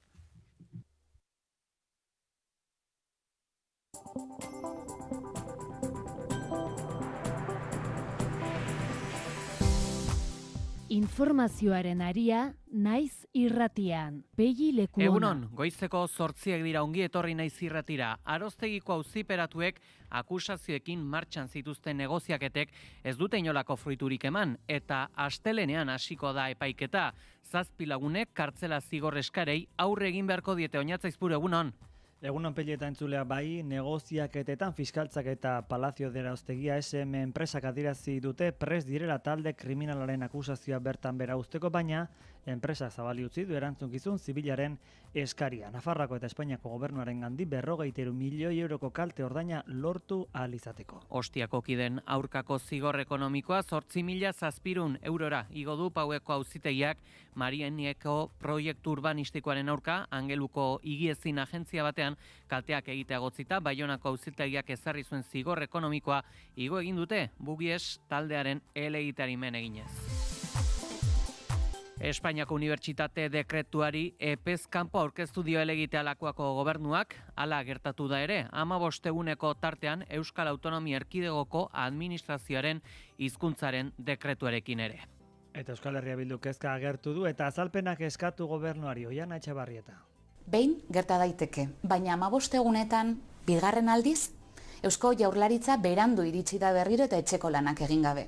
Gertatu zen udallegearekin euskararen erabilerari dagokinez eta gaur jakin dugu epez kanpo aurkeztu dituztela unibertsitate dekretuaren aurkako alegazioak ere. Honek biziki kezkatzen gaitu, agerian uzten baitu Jaurlaritza bat dekretuak eskumenak inbaditzen dituen ala ez jendaurrean eztabaidatzeaz gain aurre hartzeko gai ez dena. Eta pentsio publikoak duintzeko 145.000 sinadurez herri ekimen legegilea babeste eskatu dute pentsiodunek. Pentsiodunen esanetan herri ekimen legegilea oso onargarria da, eskaera lanbide arteko gutxieneko soldatan oinarritzen da. 14 ordainsariko 1.184 euroko ordainketa. Gainera azaldu dute pentsio duinen gastua ondoren birgizarteratuko dela. Ana Mezo. Gure ekimen hau, herri ekimen legegile hau oso onargarria da, oso aurtengo aurrekontuaren 1,4 baino ez luke honek behar izango. Eta gainera, jakin badakigu egindako kalkulen arabera hurrengo urteetan kostu hau berantza joango litzakela. Eta Komisiones Obreras sindikatuak 13. kongresua hasi berri du. Loli Gartziak azken 8 urteotan Euskal Autonomia Erkidegoko gidari izan denak, azken agurra eskaitzeko probestu du kongresua eta hain zuzen Confebaski, Araba, Bizkaia eta Gipuzkoako gutxieneko soldata negoziatzeko eskatu dio. Hoy volvemos a pedir a la patronal vasca que asuma su responsabilidad, su competencia y se sienten a negociar un salario mínimo de convenio en Euskadi, en el ámbito bipartito, el que nos es propio, el de la negociación colectiva. Nazioarteari dagokienez esango dugu atzo astekoak ziren Errusiako eta Ukrainako ordezkaritzen arteko negoziaketak, baina gaur hasiko dira, atzeratu egin dituzte lanak. Elkarrizketetan ez dute hartuko parte, ez Volodymyr Zelensky Ukrainako presidenteak, ez da Vladimir Putin Errusiakoak ere. Eta kirolkotuetan San Mamesen txapeldunen ligako doinuak entzungo dira alduden urtean. Getaferen kontra huts eta 2 irabazita txapeldunen ligarako txartela ziurtatu du Atletikek. Jon Gurutzeta. Contentos, es impresionante ver a la afición volcada con nosotros, San Mamés también y bueno, el año que viene disfrutaremos de la Champions, pero bueno, nos queda terminar ahora con buen sabor de boca y Eta Osasunak Europa Ligarako txartela lortzeko izugarrizko urratxea eman du Sadarren Atletikori 2 eta huts irabazita. Baina nabarmendu beharra dugu txirrindularitza ere, ostiral honetan hasiko baita Euskal Herriko itzulia, eta ez dirudi inork gaitasuna izango duen ikan Demi Bolerini itzala egiteko. Naiz irratian luze eta zabal hitz egingo dugu itzuliaz, hemen Julen Goikoetxea lankidaren aurreikuspena. Izenak badire, izenei begira jarrita badaude ez, sailkapen nagusietako datu eta begira jarrita, ez duk esan duzuna, iaz Brede Wolek 2 etapa garaipen eta sailkapen nagusiko 2. postu hori lortu zituen, Marlen Roiserrek ere 2023an lortu zuen, ez dakit Movistar taldearen azken taldean ez dut Marlen Roiserren izenik ikusi, akaso itxaron beharko dugu, dotsal ofizialak agertu arte. Eguraldia eta trafikoa naiz irratian. Errepide dagokienez badago nabarmentzeko jazoerarik? Badago bai, ene bate errepidean Adi Arreta istripua Andoainen Donostierako noranzkoan. 5 kilometrotako autopilaketak jadanik Andoainen esan bezala Donostierako bidean. Pazientzia bertatikan igaro behar izan ez gero, eguraldiari dagokienez ere gaurko honetan udazken giroan gaudela esan dezakegu, eta horren irudiko ere badira une honetan dauzkagun temperaturak. Une honetan Gasteizen 9 gradu dauzkagu, 12 gradu Bilbo eta Iruñean, 14 gradu Donibane, Garazi eta Maulen, Donostian 15 gradu eta Baionan 16. Eguraldiaren iragarpena Iker Ibarluzeak. Egonkortzeko bidea hartuko du eguraldiak ostiral honetan. Goizean zeruan hodei dezente agertuko da Kantauri isurialdean eta bereziki ekialdean, bertan oraindik euri txiki pixka bat izango den, gehien baten mendikontretan, gainantzeko lekuetan, hau da Kantauri isurialdearen mendebaldean, eta Hego Isurialdean giro ateria izango da, eta Hego Isurian gainera goizean zehar ostarte ederrak irekiko dira. Arratsaldean, Kantauriar Isurialdean bertan leku guztietan ateri egongo da eta ostarteak irekiko dira, naiz eta zerua ez den guztiz garbi geratuko, aldiz Hego Isurialdean arratsalde guztian zehar eguraldi eguzkitsua izango da. Haizeak ipar-mendebaletik bizi samar joko du goizean, arratsaldean ipar-ekialdetik finkatuko da, temperatura minimoak antzeko kokatuko zaizkigu, 8 eta 15 gradu bitartean errendituko dira, maksimoek aldiz gora egingo dute, Kantauriar Isurialdean 16 eta 18 gradu bitartean errendituko dira, eta Hego Isurialdean 15 eta 22 gradu bitartean, temperatura freskoenak, Araba eta Nafarroa erdialdean eta altu xamar dauden lekuetan emango dira, altuenak aldiz, Erriberan. Jorraizpurua teknikan, maiatzak 16 dugu, ostirala.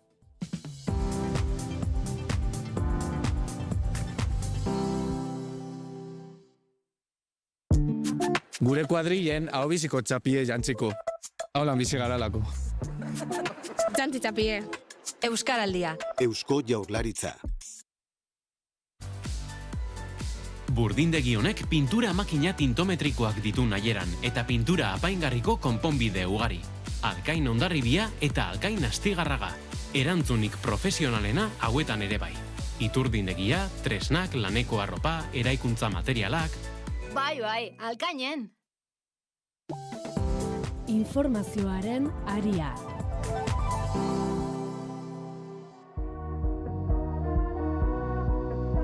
Dozenak herritan Euskaraldiaren hasiera ospatu dute, ariketaren helburuekin bat egitera deitzen duen manifestoaren bueltan datozen 10 egunetan, denok soinean eramango dugun txaparen indarra nabarmendu dute. Hori da bai, hasi da beraz Euskaraldia, ariketa soziala da Euskaraldia eta denok urrats bat mugiarazi nahi gaitu, ala esan dute, ostegun iluntze honetan dozenaka herritan. Gehiago egiteko prest gaude. Euskararen biziberritzea mugimendua behar du. Eta gu elkar mugitzeragoa. Eta gu eragitea dugu helburu. Lehenengo pertsonatik eta pluralean. 11 egun dira, klak bat bilatzen dutenak, amaierarik gabeko bide baten Euskaraldiaren hasiera ekitaldiko manifestuan nabarmendu dutenez. Komunitatea dugu ekur auzolana lanabes. Eta gure txikian, handia egingo dugu beste behin ere. Euskaran mundu oso bat kabitzen den bezala, Euskaldunok ere munduan leku bat dugulako bagera eta nor munduan. Herriz-herri egindako ekitaldietan milaka euskaldunek dagoeneko soinean daramaten txapari egin diote referentzia. Hau ez da txapa simple bat. Txapa honek superbotereak ematen dizkigu. Adorea ematen digu, entzumena ernetzen digu eta aldamenekoa eta zu babesten zaituzte. Txapa hau hizkuntza bezala magikoa da. Ilusioa pizten du, aldartea poztu eta komunitatea puztu. Txapa da, hitza bezala, askotariko jendea konektatzeko giltza. Euskararen aldeko ariketa sozial erraldoi honek gerora ere mantenduko diren ondorioak utziko ditu, hala izan da aurreko aldietan. Oraingoan ere denei pausotxori erronka hori bere egiteko deia egin diete. Euskarak euskaraldia behar du. Euskaraldiak hiztunak eta hiztunok mintzakideak. Txapa soinean eta hitza Espainetan, euskaradunon aldia gaur hasten da. Totelka edo arrapaladan, ahots handi edo mez, ozen zein susurlaka, goxatu belarriak eta estindumiak. Hitzez ekiniez distantziak txikitu eta euskararen lurraldia handitzera goaz. Hau biziala belarri prest euskararen aldeko hitzak ekintza bihurtzeko deia egin dute. Batera eraginez, erabilera handituko dugu. Gehiagorekin, gehiagotan. Jantzi txapa, beraz, eta gora euskara, gora euskaldunok, eta gora euskaraldia.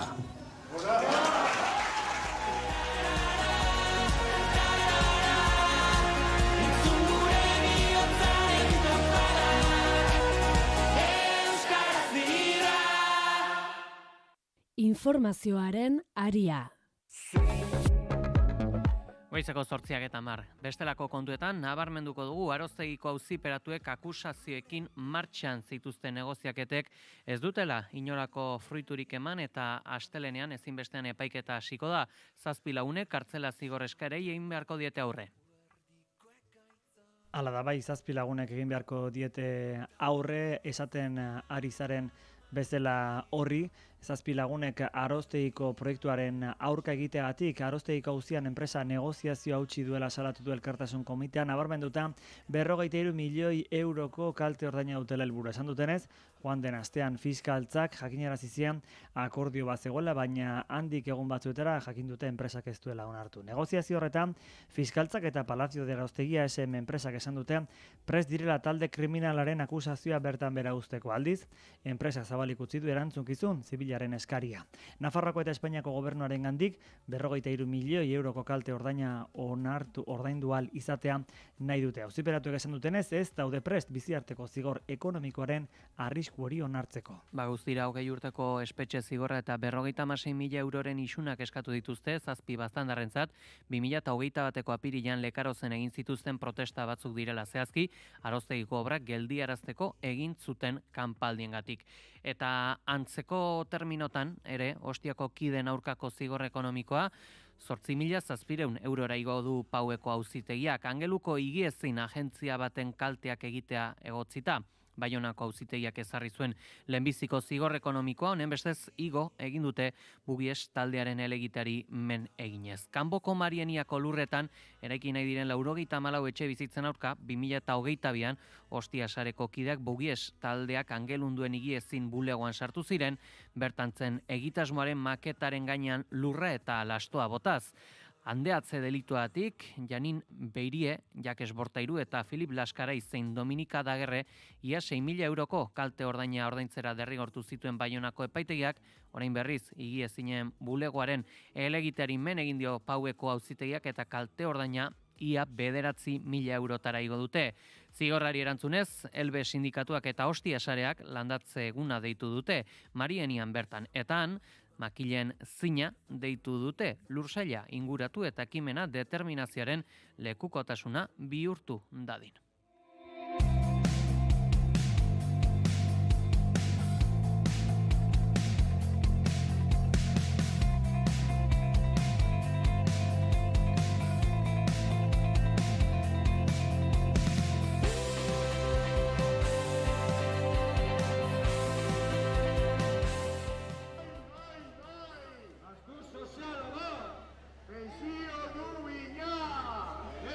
Pentsio publikoak dintzeko 145.000 sinadure zerri ekimen legegila babeste eskatu dute. Euskal Herriko pentsiodunen mugimendua jasotako sinadurak Gasteizko legebiltzarrean entregatu dituzte.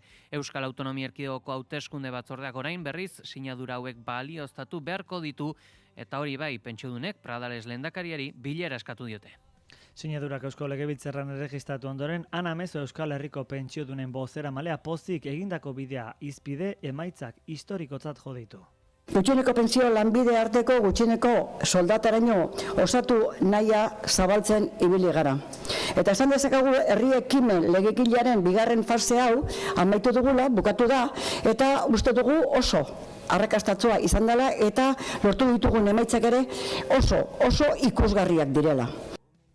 Kopuru historikoa dela esan du Mezok eta izan duten babesa nabarmendu du. Lan handia egin izanak horrelako emaitzak ekarri dituela esanaz. Pentsiodunen aburuz herri ekimen legegila oso onargarria da, eskaera lanbide arteko gutxieneko soldatan oinarritzen da. 14 ordainsariko 1.184 euroko ordainketa. Gainera, esan dute pentsiodunen gastua ondoren birgizarteratuko dela.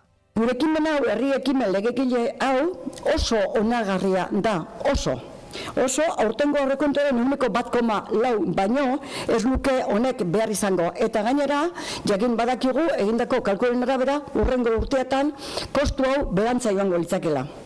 Hurrengo urratsen artean, mahai orokorra gobernuari 15 egun emango dizkio txostena egin dezan, gainera pentsiodunek Pradales lehendakariari bilera eskatu diote. Indar guztiegaz eskatzen diogu Pradales lehendakariari, eskatuko diogu batzar bat egitea gurekin, eta batzar hori bai ala ez egin beharko luke. Egin beharko luke ikusita ze sinadura kopurua entregatu dugun eta ze babes sozial izan duen gure herri ekimen honek. Komisiones Obrera sindikatuak berriz 13. kongresua hasi du, eta bertan, Loli Garzia azken 8 urteetan Euskal Autonomia Erkidegoko taldeko gidari izan denak azken agurra eskaintzeko probestu du hitzartzea. Honekin batera, Confebaski Araba, Bizkaia eta Gipuzkoako gutxieneko soldata negoziatzeko eskatu dio. Hoy volvemos a pedir a la patronal vasca que asuma su responsabilidad, su competencia, y se sienten a negociar un salario mínimo de convenio en Euskadi, en el ámbito bipartito, el que nos es propio, el de la negociación colectiva. Lab sindikatuak berriz Altsasurako larrialdi plana eskatu dio Nafar gobernuari. Sunsundegiren itxierak herriaren egoera ekonomikoa larritu duela deitoratu dute, eta ardurak ere eskatu dituzte enpresaren itxieran, Jose Ignacio Murilloren zuzendaritzak izan duen rolaz. 352 pertsona kale gorrian ikusten dute Altsasu gizarte segurantzan altan dauden pertsona gutxiago izango dituela, hau da 2013an baino enplegu gutxiago, orduan langabezia biztanleriaren 20% ailegatu baizen. Egoera horrek pentsarazten die herriak logela herria izateko arriskua duela. Luzera begira kezka adierazi dute gaztek Altsasutik joan beharko dutela etorkizuna landu alizateko. Hoiek ala, Nafarroako gobernuari berrindustrializazio plan zehatz bat eskatu diote, Irurtzun, Arbizu edo Lakuntzan aplikatu direnaren gisakoak. Plan hauek 1000 lanpostu baino gehiago sortu dituzte 2002az geroztik. Lab sindikatuak ere balioan jarri du hezkuntza publikoan lortutako akordioa. Garbina Aranburu sindikatuko koordinatzaile orokorraren esanetan, hezkuntza hobetzeko baliabide gehiago lortzea gatazkatsu izan da eta lab izan da horren aldeko indarra egin duen bakarra. Hezkuntza publikoa lortu ditugun hobekuntza eta aurrera pauso guzti horiek ez dira Jaurlaritzaren borondate politikoaren ondorioak izan, greba eta mobilizazioen emaitza eta ondorio izan dira. Eta egun hauetan hezkuntza sailburua, Pedro Anderea, askotan entzun dugu, esanez, lorturiko akordioa irakasleen akordioa zari zen historikoa dela. Goizeko 8 eta 18, Espainiako Unibertsitate dekretuan, hain zuzen, epezkanpo aurkeztu zion elegitea Eusko Jaurlaritzak. Horixe bera ere jakin dugu, eta hain zuzen ez da lehen aldia kontu hau errepikatzen dena. 15 eguneko tartean ere, berdina gertatu baitzen, eta aipatu diren epeak herritarrentzat direla ere esan dute, ez erakundentzat, aurretik emandako azalpenekin, adierazpen kontrajarriak izan dituzte azken ordu hauetan lakoako gobernuan. Euskal Autonomia Erkidegoko administrazioan hizkuntza ofizialen dekretuko 2 artikulu suspenditu zituen Espainiako Auzitegi Gorenak eta horrekin euskararen normalizazioaren kontrako sententzia atera zuten. Kontua da, lakoako gobernuak ez ziola garaiz aurkeztu elegitea Euskal Autonomia Erkidegoko lurralde auzitegiaren sententziari eta horregatik gauza bera bat zituela Espainiakoak. Orduan Maria Obarretxena autogobernu sailburuak EH Bilduren galdera bati idatziz erantzunez esan zuen lakoako gobernua bere lana ez zuela egin eta ez zela egia. Ez zela akatsik egon, kasazio elegitea jarri zela, baina elegitea aurkezteko epen interpretazio ezberdinengatik bota zela atzera. Bozento taldeak 2 egunkarik ostegun honetan publikatu zuten, Zientzia eta Unibertsitate Departamentuak ere 4 egun beranduago aurkeztu zuela unibertsitate berriak egiteko Espainiako gobernuak onartutako dekretuari jarritako elegitea lakoako gobernuaren partetik. Hau diote lakoako departamentuak akatsa aitortu duela eta gaizki ulertu bat egon dela. Atzo arratsaldean komunikatu egin zuen publiko departamentu honek esanaz unibertsitate dekretuaren erreformaz hitz egiteko hartu emanak martxan zituela. Ondoren, elegiteak jartzeko epei dagokion informazioa ez zela zuzena esan zuen. Herritarrek epe batzu zituztela eta erakundek beste batzuk. Euskal Herria Bildu gertatzen ari den guztiarekin kezka adierazi du Maria Obarretxenari azalpenak eskatu dizkio. Oiana Etxebarrieta. Behin gerta daiteke, baina 15 egunetan bigarren aldiz Eusko Jaurlaritza berandu iritsi da berriro eta etxeko lanak egin gabe. Gertatu zen udallegearekin euskararen erabilerari dagokinez eta gaur jakin dugu epez kanpo aurkeztu dituztela unibertsitate dekretoren aurkako alegazioak ere. Honek biziki kezkatzen gaitu, agerian uzten baitu Jaurlaritza bat dekretuak eskumenak inbaditzen dituen ala ez jendaurrean eztabaidatzeaz gain aurre hartzeko gai ez dena. Lakuako gobernuak ere kanpaina bat abian jarri du mediku hasi berriak Osakidetzara erakartzeko. Sendagilei baldintza erakargarriak eskaintzen zaizkie soldataren lan baldintzen eta garapen pertsonalaren aldetik. 3 urteko kontratua eskaintzen zaie, urteko 56.000 eurotik gorako soldata eta beste zenbait onura, medikuntzako espezialitate orotan ari diren erresidentei, formakuntza Osakidetzan bertan edo bestelako erkidegotan egiten baldin badute. Los paisanos dicen, mi general, va alumbrando con su voz la oscuridad, va alumbrando con su voz a donde va. Pepe Mujica iraultzaile eta Uruguaiko presidente ohiari azken agurra egiteko dozenaka milaka herritar izan dira Gaubilan, tartean Lula da Silva eta Gabriel Boric gobernu buruak eta Euskal Herritik joandako EH Bilduren ordezkaritza. Herritarra militantziak ideak eta mundu osoko ordezkariak izan dira Montevideoan Pepe Mujicari azken agurra eskaintzen. Tartean Lula da Silva eta Gabriel Boric, Brasil eta Txileko gobernu buruak. Pepe Mujica, ele não foi apenas militante de esquerda, ele não foi senador, deputado. Gertukoa zuen Mujicak Lula eta haren heriotzaren berri izan orduko herritarren eta eskubide sozial eta politikoen defentsan ark egindako borroka nabarmendu du. Mujica era ser humano muito importante. Gaubelan harrera egin zuen egiten, Lucia Topolanski izan zuten guztiek, Mujicaren bikotekidea eta burkidea bizitza osoa militantziari eskaini dion emaztea. Harekin momentu hunkigarriak izan dituzte Lulak eta Boricek eta baita EH Bilduren izenean ekitaldian eta izandako Arnaldo Otegi eta Gorka Elejabarrietak. M24 telebistan, Elejabarrietak Mujikarekin izan zuen azken elkarrezketa izan du gogoan. Bueno, fue un encuentro para mí importante en lo emocional. Él ya sabía lo que venía y bueno, pudimos despedirnos y creo que fue importante, al menos para mí fue un momento emotivo. Gaubella itxi aurretik Mauricio Rosenkopf idazle eta Mujicaren militantziakideak hartu du hitza. ¿Te acordás de aquellos días, Pepe? 11 años que vivimos aislados bajo tierra, sin vernos, sin libros.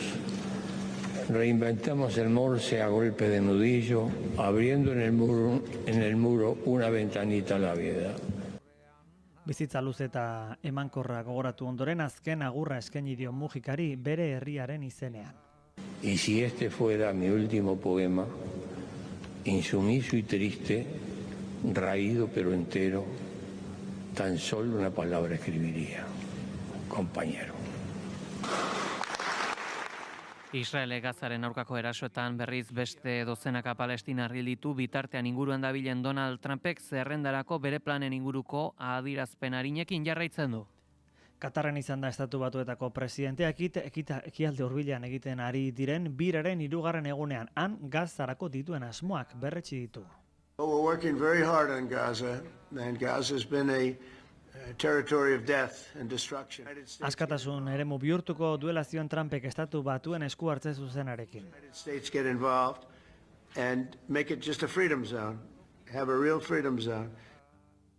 Garaian resort moduko bat erekitzeko asmoa hitz egin zuen Trumpek. Ia une berean Israelek Gazaren kontrako erasoetan dozenaka herritar hil zituen. Goizaldean 53 palestinar hil zituen Jan Yunis inguruan eta egun osoan zehar beste 9. Hamasek elkarrezketetarako borondate eza egotzi dio Tel Avivi, Katarrera ordezkaritza bidali dute palestinarrek sueten bat adostuz, Estatu Batuek presioa norabide horretan egin beharko luketela adierazi du Hamasen goi ordezkari batek Al Arabiya telebistakatean. He was not able to exercise enough pressure on the Israelis, neither to allow aid to come into Gaza. Hamasek deitoratu du Trump ez dela gai izan Israel su-etenaren parametroetara eramateko, naiz eta palestinarrek hainbat urrats eman dituzten hori ahalbidetzeko. Tartean, soldadu estatu batuar baten askatasuna gerraren amaiera lortzeko ekimena eskatu dio Hamasek Trumpi. All the Israeli soldiers in our hands, and in return we will get back some of our prisoners, but the main goal is how to end the war, how to get a total withdrawal of the Israeli forces outside the Gaza Strip and to rebuild Gaza again. Israelek hitz egingo duela dio, baina erasoekin jarraitzen du bere bidearekin oraingoz. Eta eskualdean egiten ari den bidaian, Iranekin istekoa duen akordio nuklearra da Trumpen agendako elementu nagusia. Akordioa gertu egon daitekela iradoki du etxe zuriko maizterrak. We've been strong. I want them to succeed. I want them to end up being a great country, frankly, but they can't have a nuclear weapon. That's the only thing. It's very simple. It's not like I have to give you 30 pages worth of details. There's only one sentence. They can't have a nuclear weapon. Hala da bai, entzun duzuen moduan, berarekin jarraitzen du Donald Trumpek beraz hor, igandean Iranek berak aurreratu zuen prest dagoela, berazturiko uranio erreserbak bazterruzteko erabilpen militarrik izan ez dezaten. Teheranen baldintza da estatu batuek ezarri dioten baiketa ekonomikoa altxatzea, Washingtonek dio arma nuklearrek ezin duela sortu, ziurtatzen duenean egingo duela. Eta nazioartetik ere nabarmenduko dugu atzo astekoak zirela Rusiako eta Ukrainiako ordezkarien arteko negoziaketak, baina gaur arte atzeratu dituzte azkenean. TASS, Errusiako berri agentziak iturri bat aipatuz horixe bera nabarmendu dute. Elkarrizketetan ez dute parte hartuko ez Volodymyr Zelenski, Ukrainiako presidenteak, ez da Vladimir Putin Errusiakoak ere. Putinak eren egun iragarri zuen, etzela Istanbulen izango eta etzuela parte hartuko, Kremlin jakinarazi zuen hori bai ordezkaritza bidaliko zuela, eta hala atzo bertan Erdoganekin batera Zelenskik agerraldia egin zuen eta baieztatu bere etzela izango eta Istanbulera berak ere ordezkaritza bidaliko duela. Vladimir Medinsky Kremlineko aholkularia izango da, taldeko burua, Errusiako negoziazio taldeko burua, 2022an martxoan egindako elkarrizketetan ere hartu zuen parte Medinskik. Уважаемые коллеги, как уже ранее сообщалось, вчера вечером президент России Errusia konpromiso posibleak negoziatzeko prest dagoela esan du, erantziz Ukrainak 2022an eten zuen prozesuaren jarraipena direla oraingo negoziaketak. Zelenskik esan du Ukrainako ordezkaritza gaur eta bihar egongo dela Istanbulen. Informazioaren aria. Eta gure eraitzuriaz esango dugu ere ikusgune Gasteizko LGTBI fobiaren aurkako behatokia kolektiboaren aurkako 24 eraso zenbatu ditu 2024 urtean eta diskriminazioaren aurkako konpromisoa berresteko deia egin diore gizarteari. Larunbat honetan bertan elkarretaratzea burutuko dute Foruen plazan erasoen aurkako gaitzespen kolektiboa adierazteko. Itxaso Leon. 7. txostena da ikusgunek ostegun honetan aurkeztutakoa. Araban sexu orientazioagatik eta genero identitateagatik izan diren LGTBI fobia kasu guztiekin. Egiaztatutako kasuen kopurua 2023koa baino 4 aldiz txikiagoa da. 9 gorroto diskurtsoekin lotuta egon ziren eta 8 diskriminazioarekin. Txostenak kalte beratasun egoeran dauden pertsonei zuzendutako erregistratutako 5 eraso nabarmentzen ditu. Ikusgunek gogorarazi du jarrera horiek detektatzeko eta hoien aurkako neurriak hartzeko baliabideak eta sareak badaudela eta nabarmendu du gizarte zibilak espazio guztietan aurre egiteko konpromisoa duela. Halere behatoki hori kezkatuta agertu da LGTBI kolektiboak nazioartean bizi duen egoeragatik. Batez ere transpertsonen eskubideetan izandako atzerapenengatik. Horretarako larun batean 6:30 Gasteizko Foruen plazan egingo duten elkarretaratzean eta argazki masiboan parte hartzera deitu dute LGTBI fobiaren aurkako gaitzespen kolektiboa adierazteko. Eta Iruñean pisukidea hiltzeagatik 16 urteko kartzela zigorra adostu dute. Hala da bai, Iruñean izandako hilketa hori dela eta akusatuak hilketa onartu du eta adirazi ados dagoela defentsak eta fiskalak proposaturiko 16 urteko kartzela zigorrarekin. Gertakariak iazko uztailean izan ziren, auzipera eta beste 3 pertsonarekin partekatzen zuen alokairuzko etxe bizitza batean. Haietako bat zen biktima 71 urteko gizonezkoa mugikortasun arazoa zituen eta 153ko desgaitasuna. Auziperatuak harreman txarra zuen biktimarekin eta aurretik heriotza mehatxuak ere egina zizkion.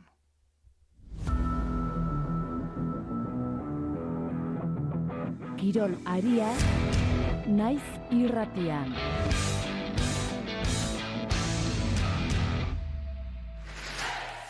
Goizeko 8:00 direla kirol kontuak aipatuko ditugu eta nola ez futbola argitu dira, nolako kontuak dauzkagun ligari dagokionez, Euskal talde eta zer gertatuko den, baina baita ere Bartzelonak ere liga irabazi duela eta Euskal taldei buruz hitz egiteko ere gurekin dugu Aritz Santa Maria, egunon. Egunon Pegi. San Mamesen txapeldunen ligako doinuak entzungo dira datorren urtean.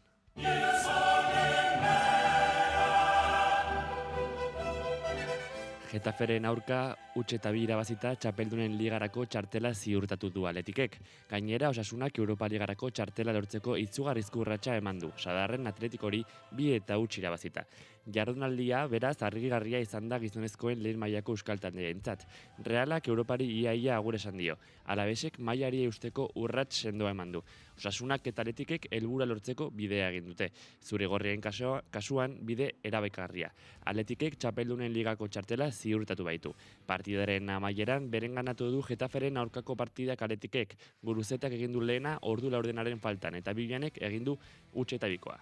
Jon Guruzeta. Contentos, es impresionante ver a la afición volcada con nosotros, San Mamés también y bueno, el año que viene disfrutaremos de la Champions, pero bueno, nos queda terminar ahora con buen sabor de boca y terminar en esa 4ª plaza y no, la verdad que es impresionante, llevaba mucho tiempo sin hacer gol, al final los delanteros vivimos del gol como se dice, ¿no? Y la verdad que muy contento de poder ayudar, de haber marcado este gol porque lo necesitábamos y Osasunak gogor saiatu beharko du oraindik Europarako txartela lortu nahi badu, baina Atletikori 2 eta huts irabazita amesteko osagai denak eman dizkio bere zalegoari. Lehena ertzeko sake batean ostean katenak egin du eta bigarrena nola ez Budimirrek. Orain zer, falta diren partidak irabaztea, Vicente Moreno. Nosotros lo que tenemos que hacer es ganar nuestros partidos. Hemos empezado por el de hoy, que era muy complicado, y lo hemos hecho. Ahora pensar en el siguiente, que insisto, que a veces parece que el complicado es el Atlético de Madrid y después el que te pinta la cara es el Español, que es un buen equipo. Igandean Espainol hartuko du Sadarren berriro Osasunak eta ligako azken partida Mendizorrotzan jokatuko du. Maila ziurtatuta edo helburu hori lortzeko leian egon daitekeen Alavesen aurka. Realaren kasuan denboraldia itxi eta hurrengoari begira jartzeko moduan dira txuri-urdinak. Behar den bezala agurtu nahi du talde donostiarrak denboraldia eta behar den bezala agurtu Imanol Alguazil entrenatzailea ere. Kirolean indarkeriaren, arrazakiraren, xenofobiaren eta intolerantziaren aurkako estatuko batzordeak 60.000 euroko isuna jarri dio Indargorriko kide bati. 2023ko urriaren 15ean, Weisman kanpora sionismo fasismoa suntsitu ezagun zioen txio bat argitaratzea leporatuta. Son Weisman, Granadako futbolari sionistak tweet bat argitaratu du palestinar desarmatuen buruei tiro egiteko eskatu. Eta beste zenbait tweetei gustoko ematen die. Gaza 200 tonaz bombardeatzea eskatuz, abisatu gabe ezabatu besterik. Indargorri taldeak salatu du zigorra, Osasuna eta Atletico de Madrilen arteko partidaren aurretik egin duen agerraldian. Azaldu dutenez, Granadako jokalari Israeldar Weismanek palestinar desarmatuen buruen aurka tiroak eskatuz txio bat bota zuen. Eta handik egun batzuetara Indargorrik Weisman kanpora sionismo fasismoa suntsitu ezagun mezuarekin erantzun zion. Handik bostegunera Granadak jakinarazi zuen jokalari Israeldarra ez zela Iruñera joango Osasunaren aurkako partida jokatzera. Mezuaren ustezko egilea atxilotu egin zuten, herri juduaren aurkako gorroto delito leporatuta. Baina hilabete batzuen buruan auzitegiek artxibatu egin zuten kasua. Orain, estatuko indarkeriaren aurkako batzordetik 60.000 euroko isuna iritsi zaio.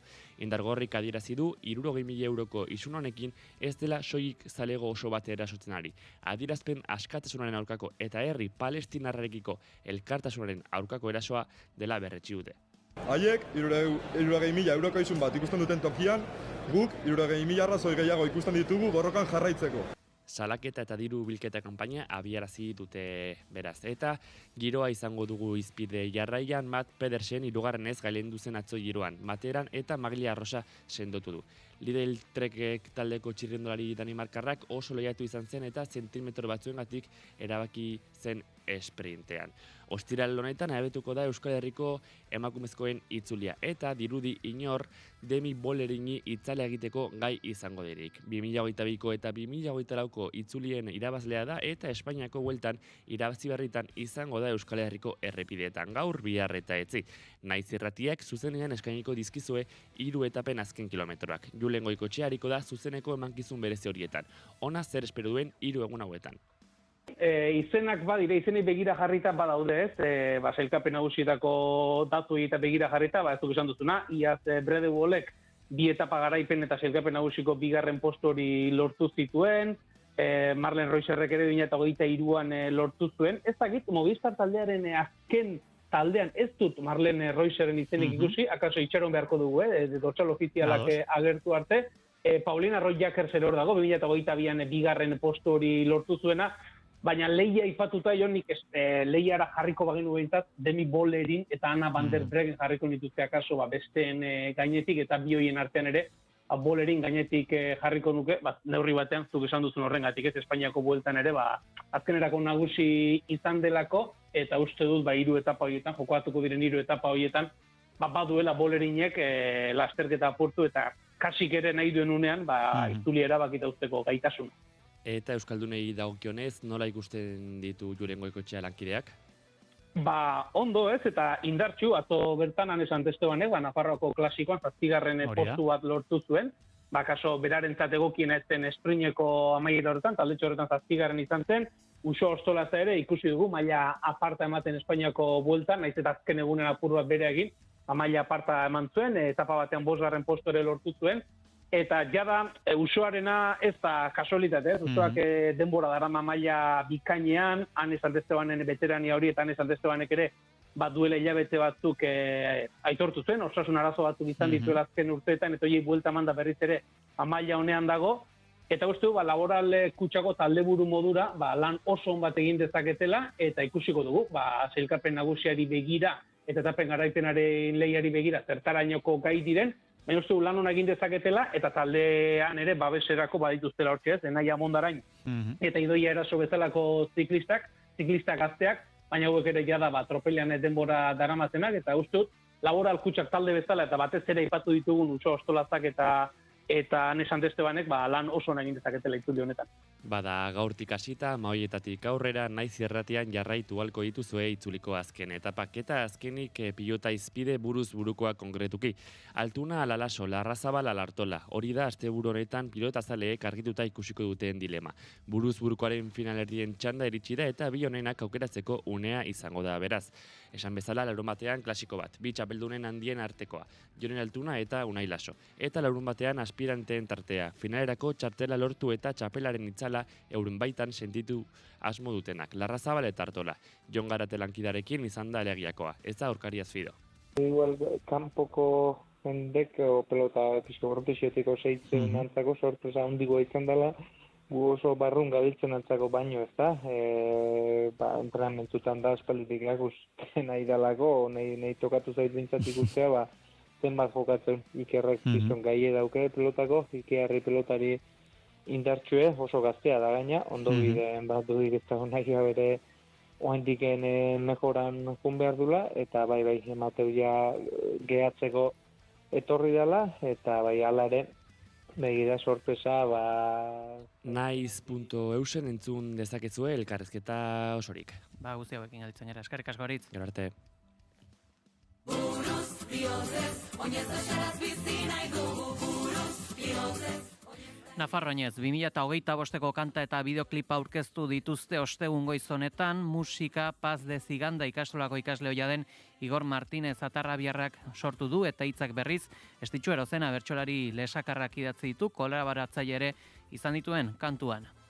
Aurtengo Nafarroinezeko abestia rumba ritmoetan kantatu eta dantzatzekoa da. Igor Martínez sortzailearen hitzetan, bajaiak duen bizitasuna eta indar aldarrikatu nahi izan dute abiadura eta erritmo biziekin soinu tradizionalekin batera uztartu. Zera berean, ikastolaren motorra den auzolanari dagokion garrantzia eman nahi izan diote. Horregatik, abestiaren grabazioan 60 pertsona baino gehiago hartu dute parte. Kolaboratzaileen artean, Paz de Zigandako ikaslea dira, ikasle ohiak, irakasle zein gurasoak. Ane Lukin, Maite Txurruka motxila 21 kide, Ainhoa Lizarraga eta Andoni Silbeti, Jonan Peñalber, Julen, Lenuza Txalaparta Paz de Ziganda ikastolako abesbatza eta Paz de Ziganda helduen abesbatza dira horren adibide.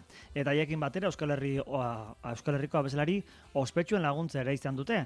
Einaute Lorrieta, Perritxeta Porrotxeta Marimototx, Claudia Rodríguez, Imanol Binaraz eta Oiana Fernandez esaterako.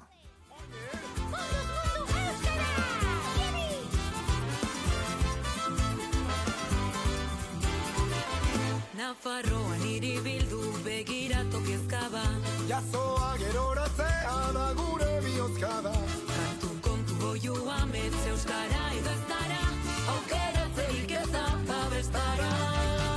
Sugar Mikel Asmari, no naiz nona tarrabi, nola hultzamak argari emari. Geroaren eiztari, hain bertze belaunaldi, mingainaren buruzagi josari.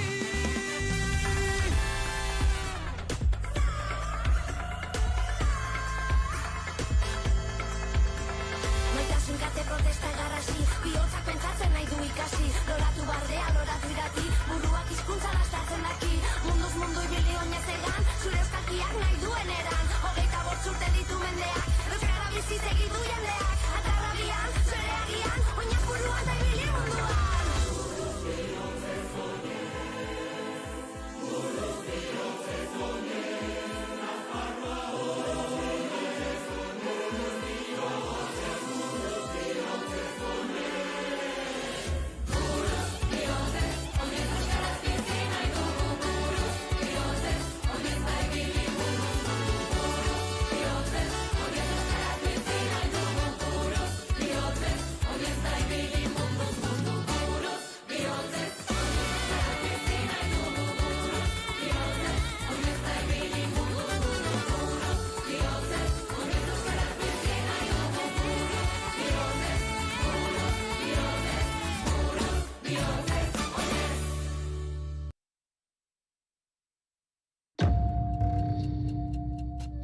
Historia honetan kontatzen da hasieran ontzak ez daukala lumarik eta zerre, eta biltzen zen beti hotzak, eta itxusi eta lotxa maten zion. Gazta zati bat, eta gazta zati bat ogiaren ondoan. Zer ingo dugu, eta, ba ikusten duzue horko soro hori, bai, zeingo deu, eta...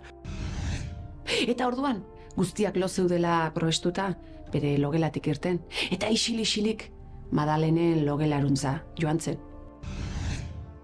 Eta gurdi bat ekarri zuten, bertan hilkutxa bat zeola, eta Alferra Handilari han etzateko esan ziren. Eta Alferra Handila, beste zereginik etzuenez, han etzan da jarri zen.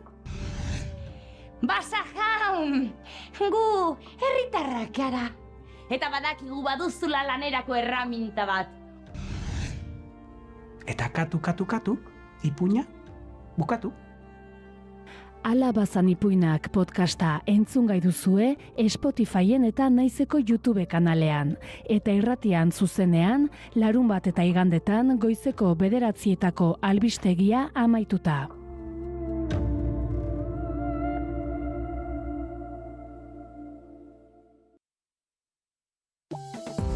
Informazioaren aria.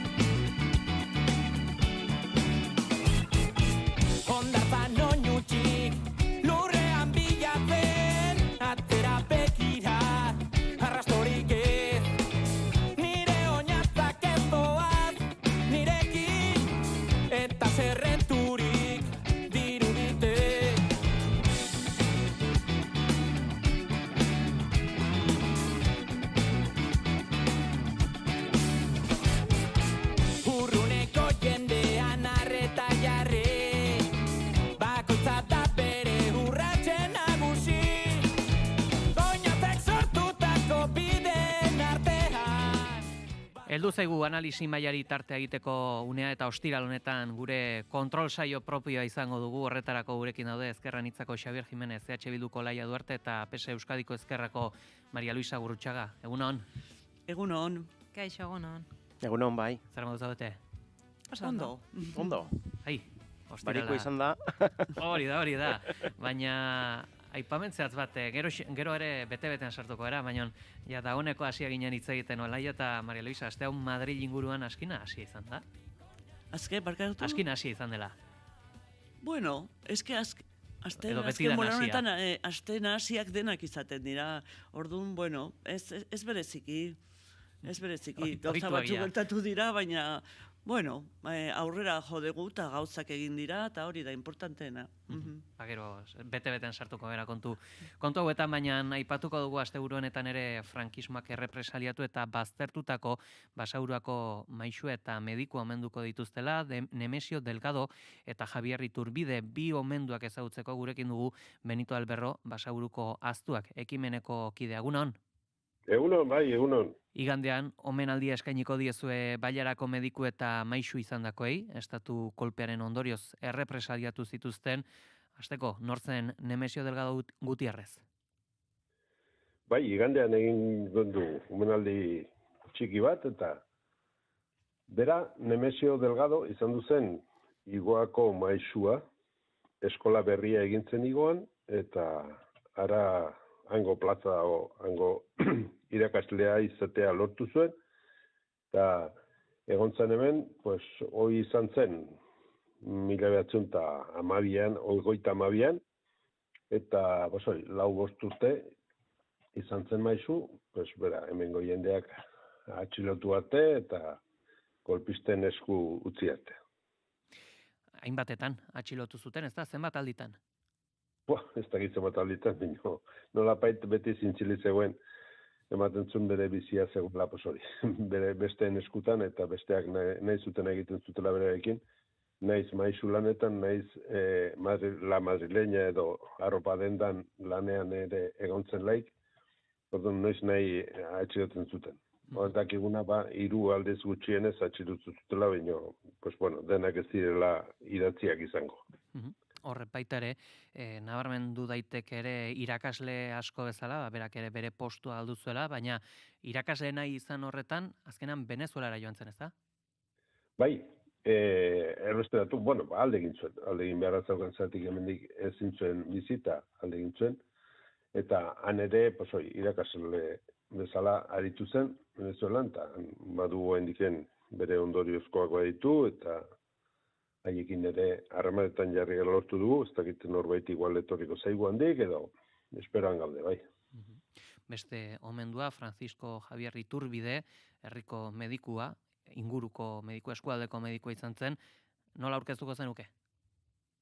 Pues bera etorri zen, honea, pues ja nolapait bere lana goraipatua izan zen, eta berek, bueno, ez dakit, gizon bat nahiko nabaria zen mediku bezala, lan hona egin zuen, eta ja, pues, kasi, kibestakik banik, 40 gehiago urteekin etorri zen honea, eta hemengo alde hortatik, pues, bueno, holako, nolapait, mediku bat, famatua edo, etortzea herritxiki batea, pues, bueno, nahiko berezia, osea, esan nahi du berak ere batzuela onera etortzeko gogoa edo, eta hori, hemen ondu zen, pues, ez da hitzematen pues igual urte batzuz behintzat mediku bezala, eta bueno, pues hoi, kolpistak botere hartu zutelaik, orduan, pues hemengo jendea berak atxilotu, eta eraman zuen, eta hoi 1930an izan zen. Eta uztailaren 27an edo papera jartzuten bezala, pues bueno, atxilotu zuten, okartzelara eraman zuten, bai. Berak ere zail izan zuen, bere biderekin jarraitzea? Ez, gero ja, hauetenak nolapait gainera, esan nahi ez ziela lan arruntetan ibiltzen bezik, eta ja, maisu eta medikoa zirenak, hau ja, ez zituten usten nolako bere lanetan jarraitzea. Beste lan batzuten igual, nolapait ere zapaltzea zen, bere egiteko bat, ez? Eta hauek ez zituten usten ja bere lanetan jarraitzea, ez? Digarria da ere, bai. Francisco Javier Dionisio Iturbide Baigorriren semea zela, Gamazadaren deitzailetako bat, ez dakit, izan zuen jazoera honek eraginik bere ibilbide errepresioan? Pues, bezaetzi suposatzen du baiet, osea, berak, jakinko zutela ze familikoa zen, eta nondi zatorren, eta horrengatik, pues, bueno, aitzaki bat gehiago izango zutela atxilotzeko. Baina, bueno, suposatzea da. Bere jarrera ere, bueno, ezkertiarra zen, eta orduan horrekin nahiko izango zuten, bai. Aitzaki bezala, atxilotzeko aitzakia nahiko izango zuten horrekin bagara. omenaldia izango dugu igande honetan, ez dakit jakin nahi dugu nolako izango den omenaldia, eta akaso ondorengoak edo bertan izango diren? Bai, omenaldi izume bat izango da, udala ere antolatzen ari da, gurekin batera, eta dena ertean egingo diogu, pixka bat, hori ipatuz bere hemen izan duzen egoera, bere nortasuna pixka bat azalduz jendeari, aztuak dauzkaguta, eta, betikoa, iz batzuk bereien alde, bere ondorengoak espero ditugu bi kasutan izatea, oraindik pixka bat zehaztu gabe edo ego dut ez esan gero espaiatzeagatik, baina izango di bien ondorengoak, familikoak, eta aurrezko batekin, eta berso batzuk, eta jendearekin pixka bat egonez, eta nolapait oroitarazi lehen hau gertatzen zena, eta holako jendeak ere gure artean izan genituela, eta haietatik ahaztuta gaudela, eta hori pixka bat rekuperat, ez, oroimen hori. Hori da. Adi hongo bera omenaldiaz, Benito Alberro, Basaburuko Aztuak ekimeneko kide, eskerrik asko. Ez horregatik.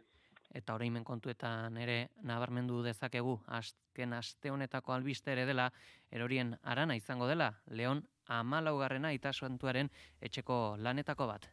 Espainiar gobernuak abian dauzka negoziaketak erorien aranari esanai berria emateko, beste ideien lehiaketa bat dago martxan, eta hau abian jartzeko Vatikanoak jarraipen eman beharko dio Espainiar gobernuak Madrileko Elizari adostutakoari. Eliza ez desakralizatzea, bertako elementu erlijioso guztiak errespetatzea, eta bertako komunitate benediktinoa mantentzea. Ekarriko dugu, azkeneko aipagaia gure analisi maira, ez dakit jakin nahi dugu nolako balantzea egiten duzuen akordio honetazea aproposa ote den adosturikoa Xabi, zurekin hasiko era? Bueno, kontutan izan da gaur egun erorien arana ere, badaukala funtzio erlijioso bat, argi eta garbi, kasu honetan Elizarekin eta hor ematen diren sinesmenekin eta errespetuz jokatu behar dela.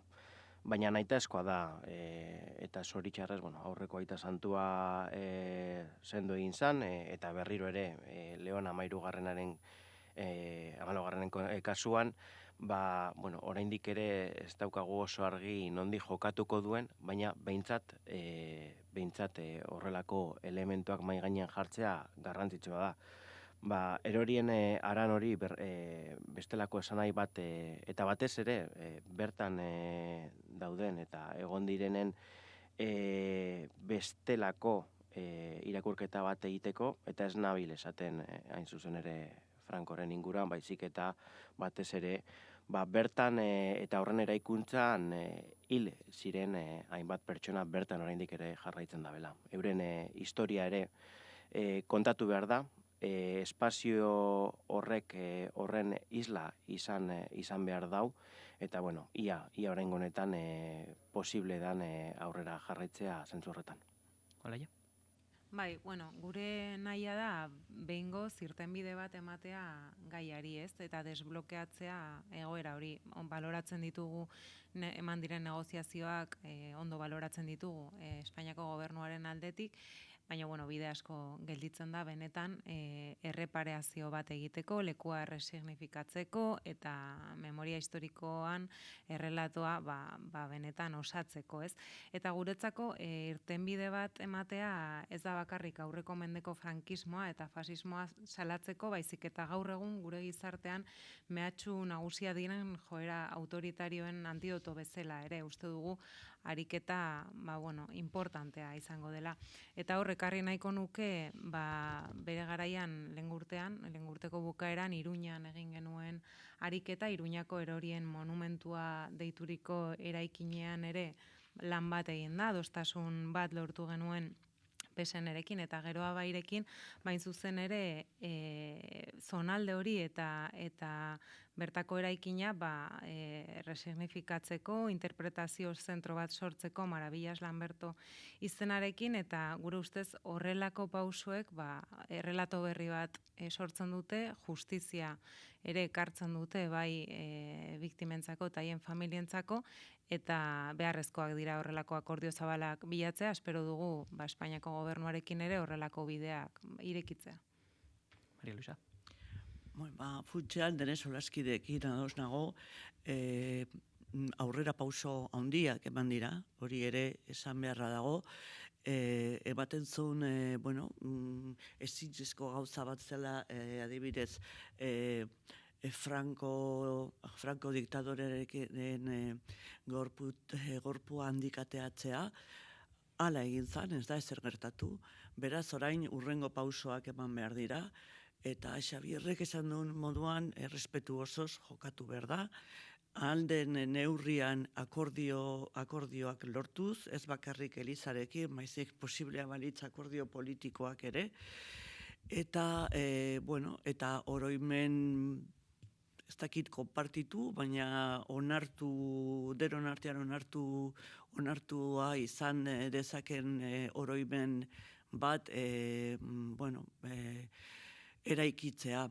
Ni komentatu nahi dut irakaslea izan da, oso ideia ona iruditzen zaidala Basaburuan egingo dutena, askotan astutzen zaigu olako herri txikitan maisuak, medikuak, maisu maestrak egon ziren, batzuk izan ziren hori atxilotuak, beste batzuk erailak, beste batzuk desterratuak, beste batzuk bere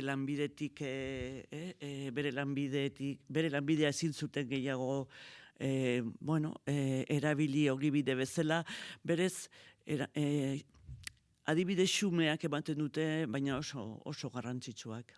Pixkat esanguratxoaga bai izan dena da, erorien aranera itzuliaz, zer egin beharrote den, bertan dagoen gurutze erraldoiarekin, hor pixkat batzuk esaten dute, bota egin behar dela, beste batzuk mantendu elementu gatazkatxu hau, galdetu nahi zuet, zer egin behar zen ustetan?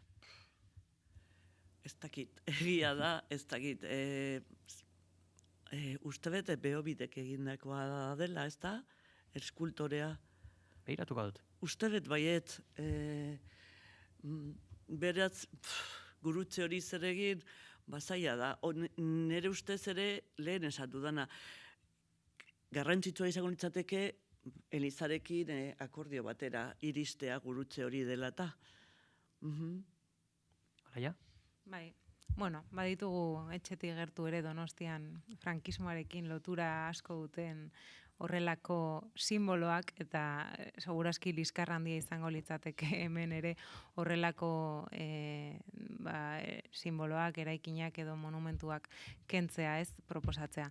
Baina, ez dakit zer egin behar den, eta zer ez gure ustez bidea da importanteena. Lehen esaten zuen Maria Luisak ere akordio politikoaren ideia hori, Elizaren akordioaz aparte, eta nik uste hori dela abiatu beharreko lana eta bidea, ez? Ze azkenean bestela bihurtu daiteke berriro liskarrerako foko batean, ikusi genuen zenbat kostatu zen alde batetik ematen du oso horreza izan zela, baina ez, Frankoren gorpua bertatik ateratzera eta bar, eta ustet, akordio politiko zabal bat bilatu behar dela, memoria historikoan eragina duten eragileekin, senide elkartekin, eta bar, akordioak egin behar direla, azkenean hartzen den erabakia konpartitua izateko, eta Madrien gaur egun eta Espainiako politika gintzan hain ohikoak diren eskandaloak ebitatzeko eta benetan izateko gizartearekin konpartitua den ariketa bat, ez? Eta hortik zerbait positiboa ateratzeko. Xabi, zure iritziare jaso nahi dugu. Bai, arestian aipatu daben bezala kontu konplexua da, ezta? Azken batean gurutzeak ere badauka simbologia erlijioso bat atzetik, esan nahi dut, ez da simbolo guztiz frankista, frankismoak Eliza Katolikoaren erabilera bat egin eban, eta Eliza Katolikoaren eliteak frankismoarekin harreman zuzen izan zuten, ez ordea oinarri Elizak, baina egia da azkenean simbolo konplexua da. Bilbon ere bere garaian eztabaida izan genuen, gogoratu beharra dago bihotz sakratuan berean, justo Euskalduna Jauregian parean dagoen espazio horretan, bere garaian irreinare sobre España jartzen ebala, eta frankismo garaian egindako eskultura bat izan zala, eta bere garaian erabakia reinare sobre España hori kentza izan zen, baina berez simbolo erlijioso hau da bihotzakratuak bere lekuan jarraitzen dago, ezta? Beste eztabaida batzuk ireki gabe, hau da, laikotasunaren eztabaida ireki gabe, importantea da esan bezala oinarrizko akordio eta alik eta zabalena izatea, eta nik uste dut Erorien Aranaren kasuan akordiorako bide hori dagola. Ez horren beste, Iruñean aipatu den adibidearekin, ezta? Goizeko 9:00 aldu gara eta azken orduko aipatu horretikan, Beobideren datua daukagu, 20.000 pezetako kristoa egin zuen, gurutzea ez da Beobiderena Elizako kristoa baitzik, eta aipatzen da berez propioki Elpardoko Jauregian jarri zela lehenbizi, baina gero Frankok Erorien Aranera eraman zuela, eta Beobidek esan omen zuen bera ez zela inoiz sartuko Erorien Aranean, eta hala egin zuen. Goizeko 9:00 heldu gara. Informazioaren aria, naiz irratia. Basauriko Bridgestone lantegiko beharginek lan erregulazioko espedientearen baldintzei buruzko azken eskaintza bozkatzeko eguna dute gaur. Oñatzaizburu, egunon? Egunon peleten zule guztiak, bai, Bridgestoneen jadanik gaueko txandan hasi dira bozketa hori egiten. 5:00 jarri dute martxan, goizeko txanda hasi horretik beraz, eta gauean 10:00 gaueko txanda hasten den horretan, berriz amaituko da. Erreferenduma Kantabriako Puente San Miguelen ere egingo dutela espero da. Gogoratu zuzendaritzarekin beste proposamen bat dagoela mai gainean, kaleratzeak apaltzeko eta baita ere aurre jubilazioak proposaturikoa. Ikusiko da zer gertatzen den hain zuzen ere, sindikatuek bi lantegietako afiliatuekin batzarra egin ondotik ikusiko da zer gertatzen den. Komisiones Obrerasek jarri du bertan baiezkoa, edo hori horren alde aterabide bat izan daitekela uste du, ela sindikatu berriz mobilizazioekin jarraitzeko beharraz mintzo da. Onartzen aldituzu enpresak lan erregulazio espedienterako proposaturiko baldintzak, bai eta ez horiek hain zuzen eman aldiren, erantzunak beti ere, sindikatuetako iturri jakitera eman dutenez, botoak batera zenbatuko dituzte, gaueko 10:00 aurrera, bi lantegietan eta referendum maitza bi fabriken botoen batuketa izango da, legi ez da Basaurikoa eta aparte Kantabria izango, biek batera bozkatuko dute, plana bi eragiten dietelako. Beraz, hause peli, momentuz dakagun azken ordukoa. Diadi izango gara bozketa horretaz, eta egunaren ondik norakoak ere aipatzeko gurekin dugu Itxaso Leon, egunon. Egunon Pelle eta egunon entzuleok. Pilera dute ostiral honetan Euskal Herria Euskarazek eta Euskal Elkargoko buruak. Euskal Herrian Euskarazen ordezkarien artean Bernat Etxepare Lizeoko ikasleak izango dira. Eta atzo Gasteizko LGTBI fobia erasoen inguruko txosten aipatu bagenuen, gaur Donostiako aurkeztuko dute. Gainera, hainbat erakundek kolektiboarentzako puntu beltzei buruz hitz egingo dute. Donostian ere jasangarritasun eta komunikazio jardunaldia egingo dute Tabakaleran, Gipuzkoako Aldundiak antolatuta.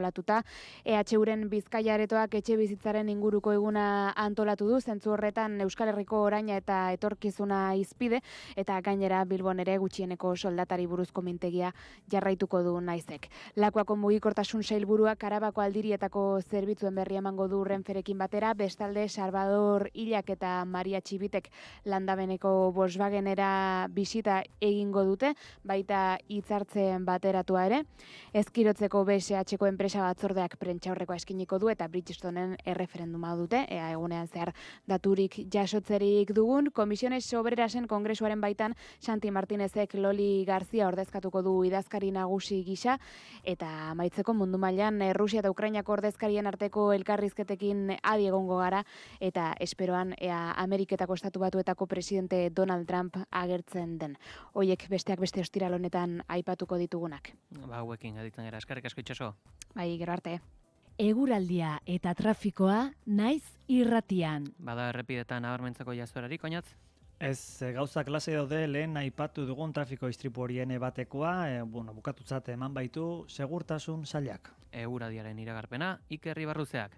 Egonkortzeko bidea hartuko du eguraldiak ostiral honetan.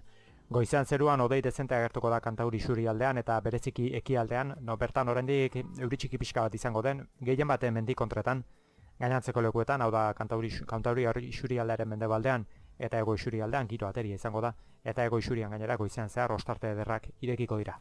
Arratsaldean Kantauri isurialdean bertan leku guztietan ateri egongo da eta ostarteak irekiko dira, naiz eta zerua ez den guztiz garbi geratuko, aldiz ego isurialdean arratsalde guztian zehar eguraldi eguzkitsua izango da. Haizeak ipar-mendebaldetik bizi xamar joko du goizean, arratsaldean ipar ekialdetik finkatuko da, temperatura minimoak antzeko kokatuko zaizkigu, 8 eta 15 gradu bitartean erdituko dira, maksimoak aldiz gora egingo dute, Kantauriar isurialdean 16 eta 18 gradu bitartean erdituko dira, eta ego isurialdean 15 eta 22 gradu bitartean, temperatura freskoenak, Araba eta Nafarroa erdialdean eta altu xamar dauden lekuetan emango dira, altuenak aldiz, Erriberan.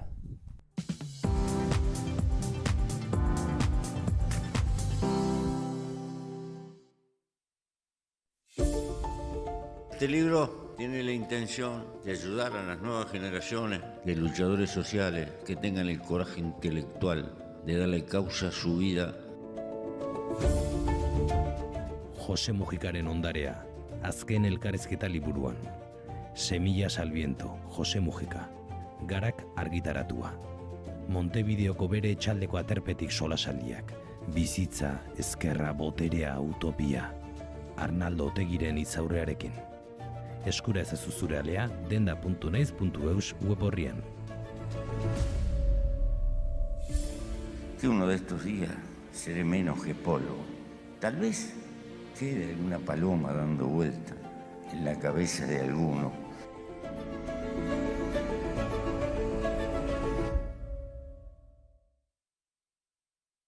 Euskotrenek jakinarazten du. Benetako lurruntren batean bidaiatu nahi duzu, zatoz Azpeitiko Euskotren Museora. Irterak larunbat, igande eta jaiegunetan astelenetan izan ezik. Gozatu familian bidaia astezin batez. Informazio gehiago museoa.euskotren.eus. Egin bat mugikortasun jasangarriarekin. Euskotren, Eusko Jaurlaritza. Informazioaren aria.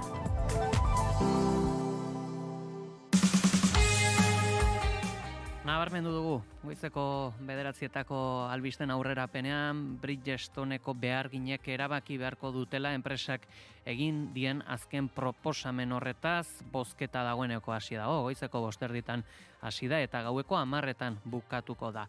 Zuzendaritzak azken proposamena gaurkotu egin zuen astelen honetan eta kaleratzeak jaitsi egin zituen 232 kaleratzeraino Basaurin, Kantabrian berriz, Puente de San Miguel udalerrian 198 bitarte, eta pentsatzen dugu kasu honek ere eragina izango zuela sindikatuek izan duten ikuspuntuan, beharginek izan duten ikuspuntuan, eta ez dakit, partekatu nahi dugu aipagai hau, gertutasunagatikan, Bilbotikan, galdetuko dugu lehenbizi, Xabi, ez dakit, pentsatzen dute kezka eta eragina zabala ere izango zuela, bai Basauritik Bilboraino, jendetza egin baitu lan fabrika, Firostaneko fabrika klasiko honetan, eta ez dakit, jakin nahi dugu, aipatzen ari ote zareten neurririk edo proposamenik ikusita testuinguru hau.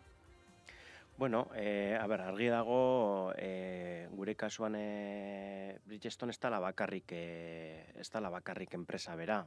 Inguruan dagozan hainbat industria auxiliarrek ere nolabait eragina izango dabe, hor hartzen direzen erabakietan, ezta?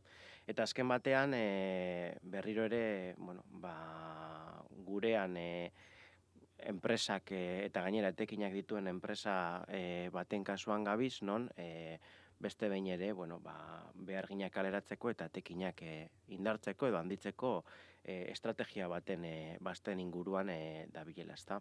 Zentzu horretan, guk beti ere sindikatuek esan dutena babesten dugu eta argi daukagu. Bridgestone ez da inor soberan, ez dago inor soberan, eta euskal erakundeek ere eta gobernuak ere badu zer esanik horrelako enpresa estrategiko baten erabakien gainean. Hortaz, zentzu horretan jakina beharginek erabakitzen da horren inguruan errespetu osoa, baina argi daukagu kasu honetan eta badinotzuet etekinak dituen multinazional bat izan da horrelako erabakik ez dutela inolako lekurik. Oleia? Duela lau bat egun ere adierazi genuen kongresuan Madrilen bertan sinatu dugun ekimen bati esker, Ezker Anitzarekin, Sumar eta EAJarekin, eskatzen genuela inplikazio gehiago erakundeen aldetik, ez? Jaurlaritzan ere esan dugu, baino uste dugu Espainiako gobernuak ere baduela zer egin, batez ere kontuan izan da ereak eta abar egiten direnean gizarte segurantzak baduela inplikazio asko eta eskatzen duguna da kontrol gehiago, benetan erakunde publikoen aldetik jarraipen bat egitea egoerarena, ze aipatuen bezala, Xabik ere aipatzen zuen, etekinak izan dituen enpresa bada, bere estrategiaren muinean deslokalizazioarena da planteamendu honetan garrantzi asko duen gai bat eta errespetatuko dugu noski eta langileen ondoan eta sindikatuen ondoan egongo gara, beraien erabakia kontuan izango dugu, baina bai uste dugu erakunde publikoak ezin garela gelditu espektadore batzuk bezala eta inplikazioa eskatzen dugu bai Jaurlaritzan eta bai Madrilen. Maria Luisa, zure iritzera ezautu nahi dugu. Kasualitatez, orain dela joan zen astean, Kongresuko talde sozialisteko diputatu euskaldun guztiak beraiekin bildu ginen, Kongresuan etorri ziren enpresako komite ordezkaritza bat, sindikatu guztiekin. Eta, guk badakigu, gobernua lanean ari dela, lantzen ari da proposamen bat, enpresari helarazteko, eta baita ere konpromisoa dauka, zuk esan dezun bezala, etekinak dituen enpresa batetan, jaso dituzten laguntzak fiskalizatzeko eta kontrolatzeko. Orduan, hor lantzen ari da proposamen bat, gu ere garbi daukagu sindikatuek esaten dutena guretzat oso garrantzitsua dela, eta ez degula utziko olako implantazioa daukan enpresa bat, deslokalizatzea eta izugarrizko estropizioa egitea komunitate oso batean, ez? Eta, implantazio handia gizartean, uste bet 80 urte edo 80 urte daramala Firestone lehendabizi ia basaurin, berez, guretzat industria mantentzea oso importantea da, ez bakarrik gobernu zentrala, baizik badakit ere Eusko Jaurlaritzak, Mikel Torres lehendakari ordea, Mikel Torresek beraiekin egondala ere, eta baita ere Idoia Mendiak Europan, Parlamento Europearran, beraiekin egon zirela. Berez, hor lantzen ari da, gure alderditik eta bai Eusko Jaurlaritzatik eta baita ere Madrilgo gobernutik. Berez, gaur ze ateratzen da konsulta horretan eta jarraituko dugu lanean. Horixe, bera, ikusi beharko da. Bozketa horren emaitzak nolakoak diren ondorio berriak eta ekimen berriak aurre ikusteko. Goizako 9:13 dira, eten txiki bat egingo dut, segituan gatoz bueltan.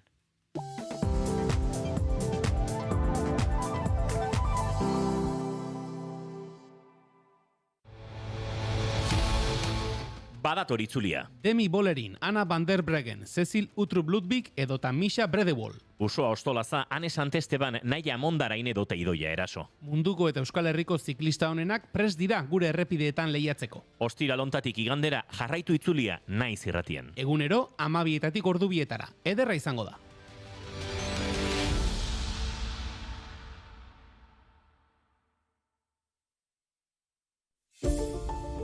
Este libro tiene la intención de ayudar a las nuevas generaciones de luchadores sociales que tengan el coraje intelectual de darle causa a su vida. Jose Mujikaren ondarea, azken elkarrizketa liburuan. Semillas al viento, Jose Mujika. Garak argitaratua. Montevideoko bere etxaldeko aterpetik solasaldiak. Bizitza, ezkerra, boterea, utopia. Arnaldo Otegiren hitzaurrearekin. Eskura ezazu zure alea, denda.naiz.eus web orrian. Que uno de estos días seré menos que Polo. Tal vez quede alguna paloma dando vuelta en la cabeza de alguno.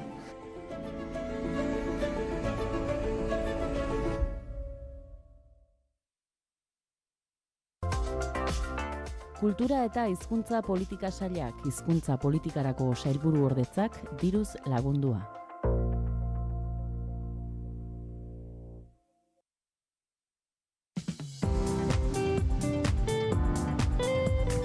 Informazioaren aria.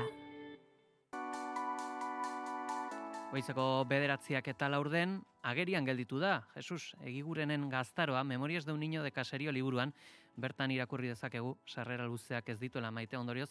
Jesus Egiguren, egunon? Egunon. Zergaitik izan duzu zure memoriak idazteko beharra?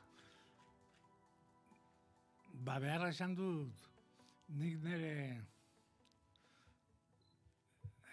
umetako garaia bastante recuerdo txarrak neuzken. Nik uste dela sarriko bizitza oso gogorra izatezala umentzat.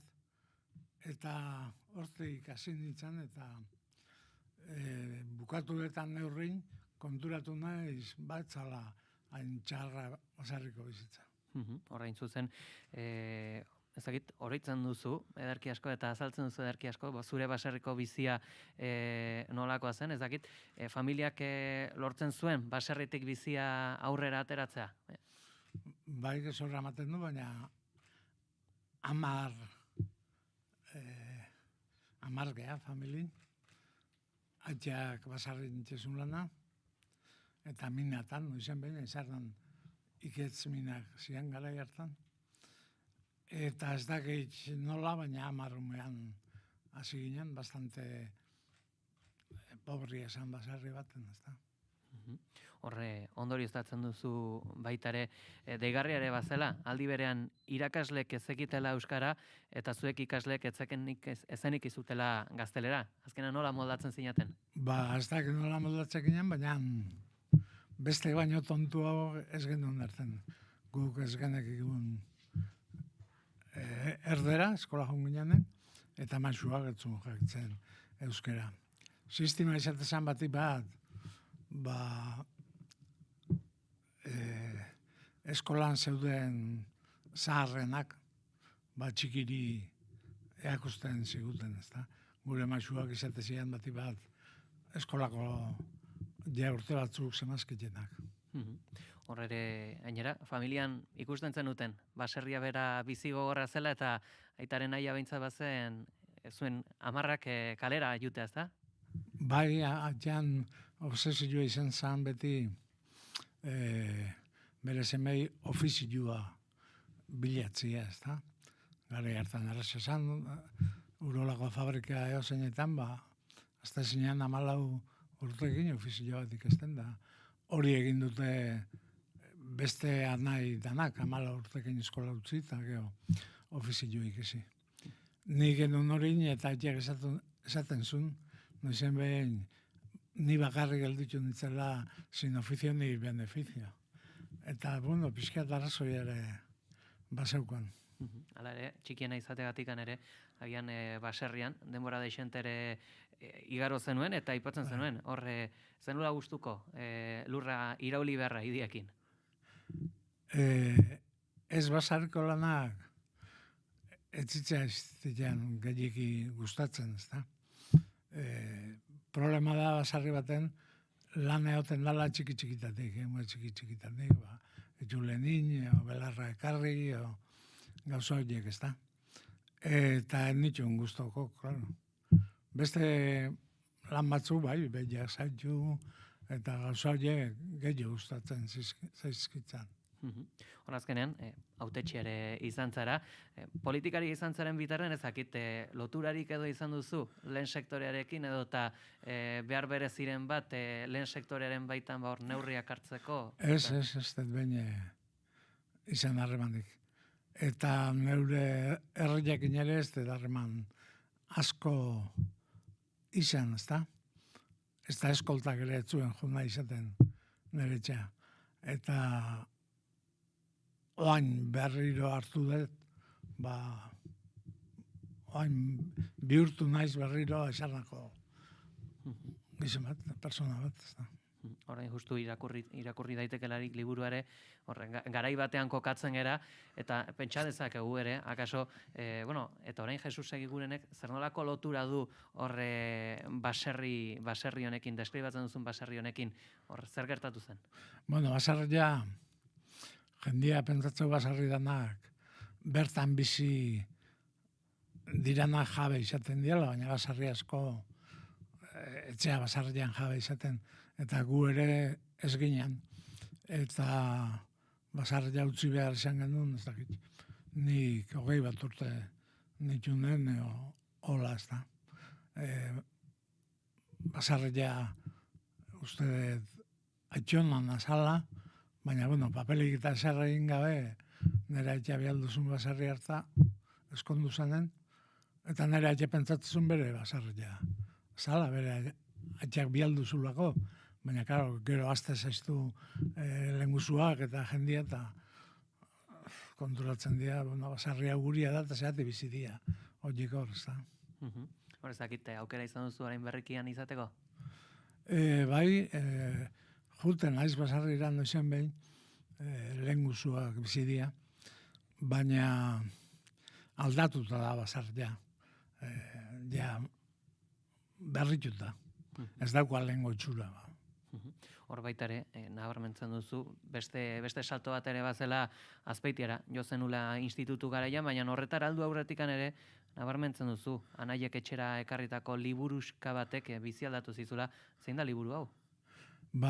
Ez dakit, zan kolekzio bat, nik uste dut, Elizak ino zerbait zer ikusia zuena, eta gai sozialak eta tratatzen zituena, baina ez dakit ez titulua eta ez editoriala ere, baina nik letu nunien, egitea esan beste mundu bat bilatu.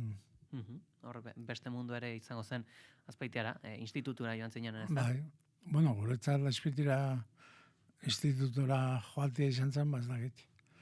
Zuentzat Nueva Yorkea joatia zela, ez da, Azpeiti ez da precisamente Nueva York, baina guretzat zan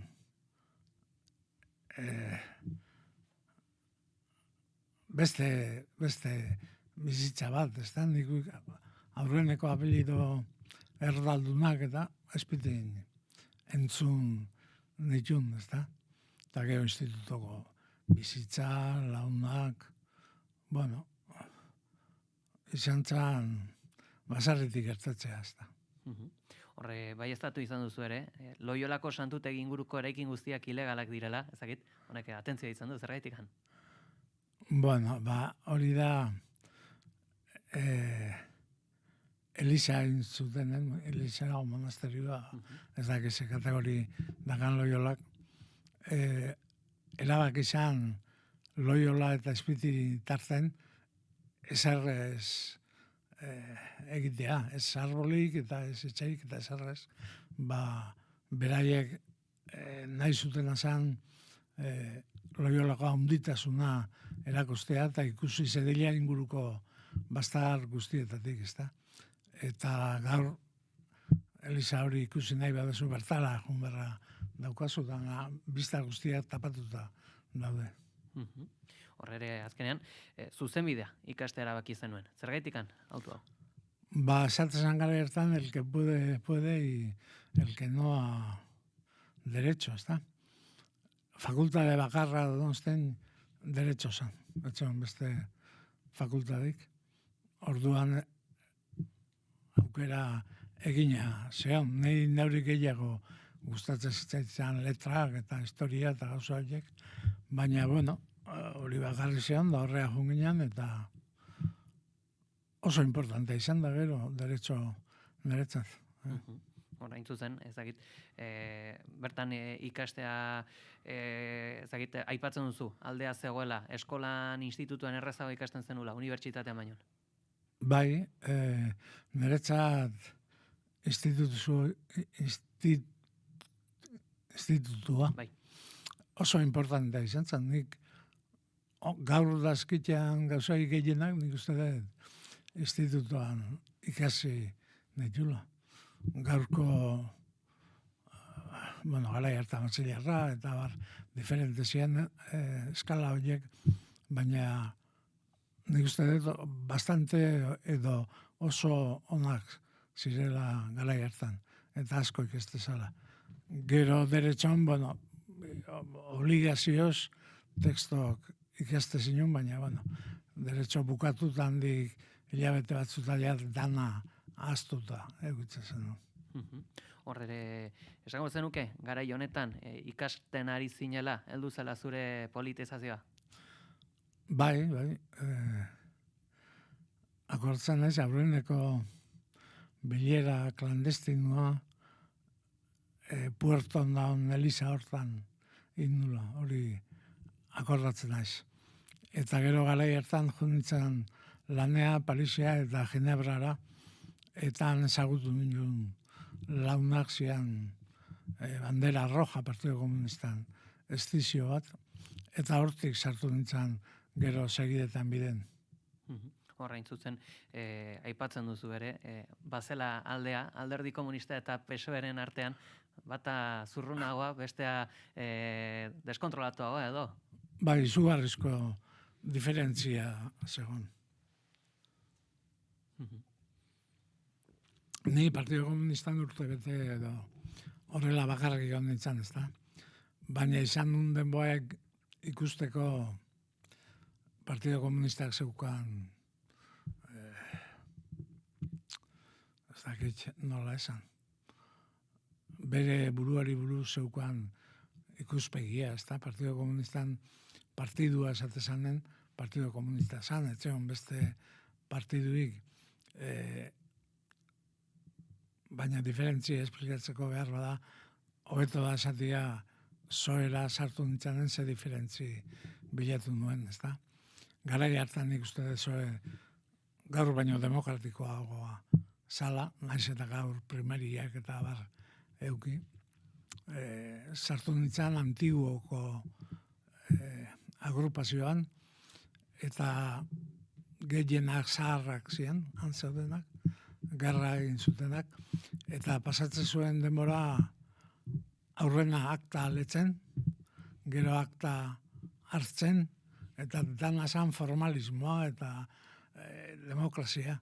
Etxeon aparatuaren alde hitz egiterik, esate baterago, bakarrik kontra hitz egin behar zen, gaur aldre bestatzen da, danak alde hitz egiten dute eta kontra inorkez, ez da. Orduan, zoe oso partido demokratikoa zen konparatuta Partido Komunistarekin. Atentzio ditugu, gaur baino demokratikoa zela zergaitikan?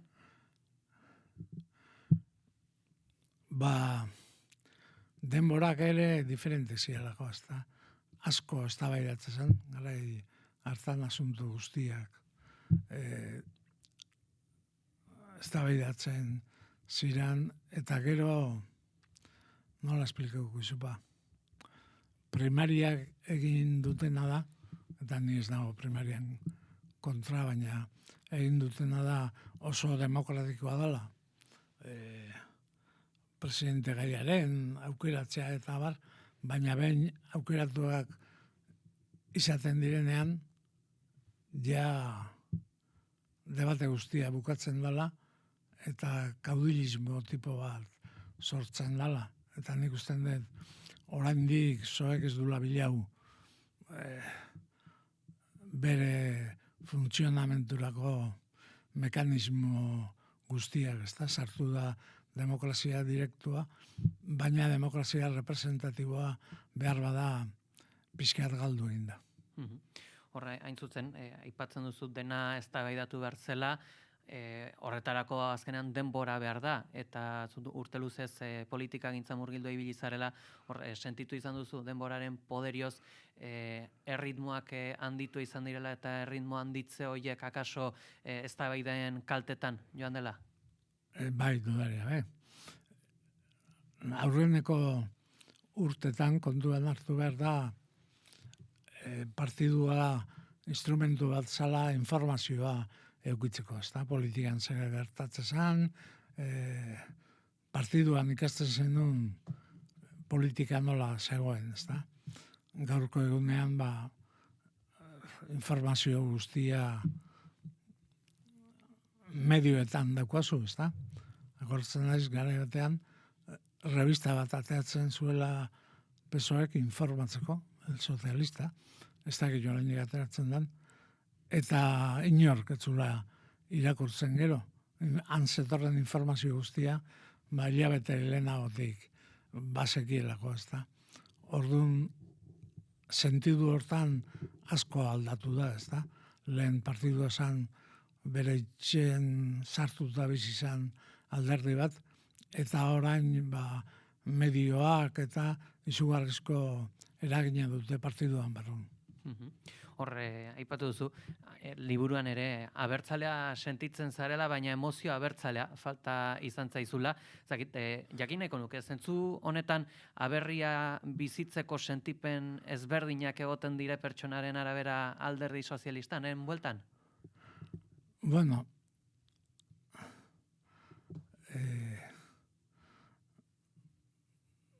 ni nazionalismoa behin ez dut konprenditu oso ondo, Akordatzen naiz, aurreneko mitina Benigno Baskaranekin eman nuela, Eibarko Baskaranekin, eta bere mitina hasi zen, euskeraz esan ez, sozialismoa, kosmopolitismoa da, Esan nahi gizonak bi tendentzi eukitzen ditulo uste dut nik, Bat bere lurrari lotutakoa, eta beste bat munduari behitzen diona, Eta nahi beti gustatu gehiago nintzen,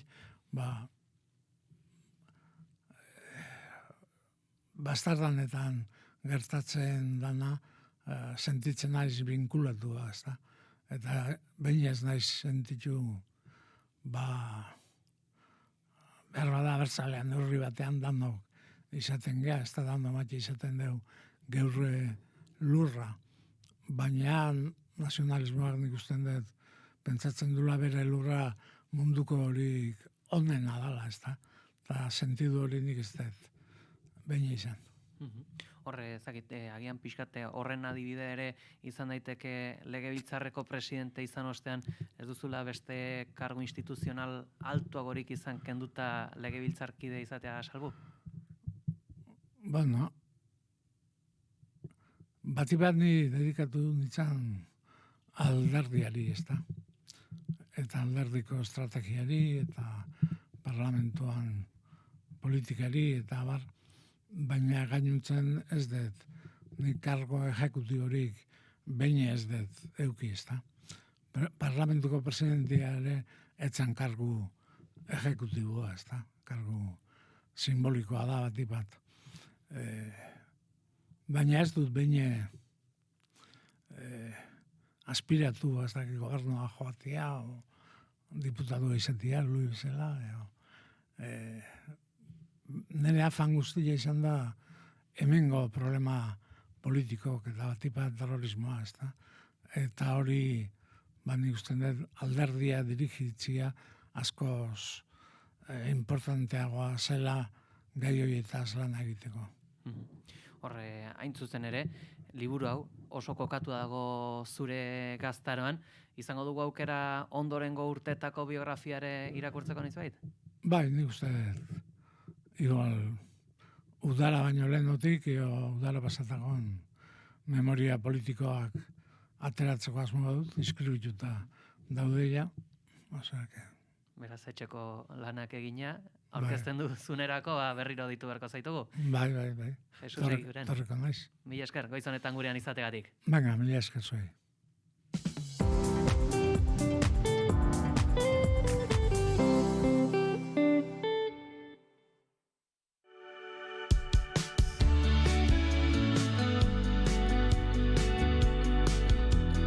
Zenbatetan pentsatu duzu, zure etorkizuneko etxean? Nik askotan. Nere esku egongo balitz, nere etxeak 2 logela izango lituzke. Lan egiteko beste gela bat, egongela eta sukalde handi bat.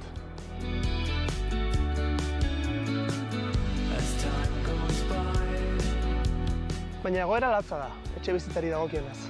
Edo hori diote. Egia esan, naiz gaian aditua.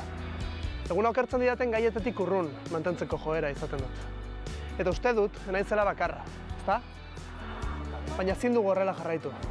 Eta horregatik erabaki dut adituengana jotzea. Hausnarketarako tartea da hau. Pasa eta jarri eroso. Ongi etorri Lubakian podcastera.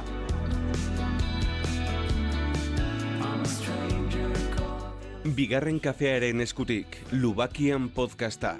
Naiz irratia.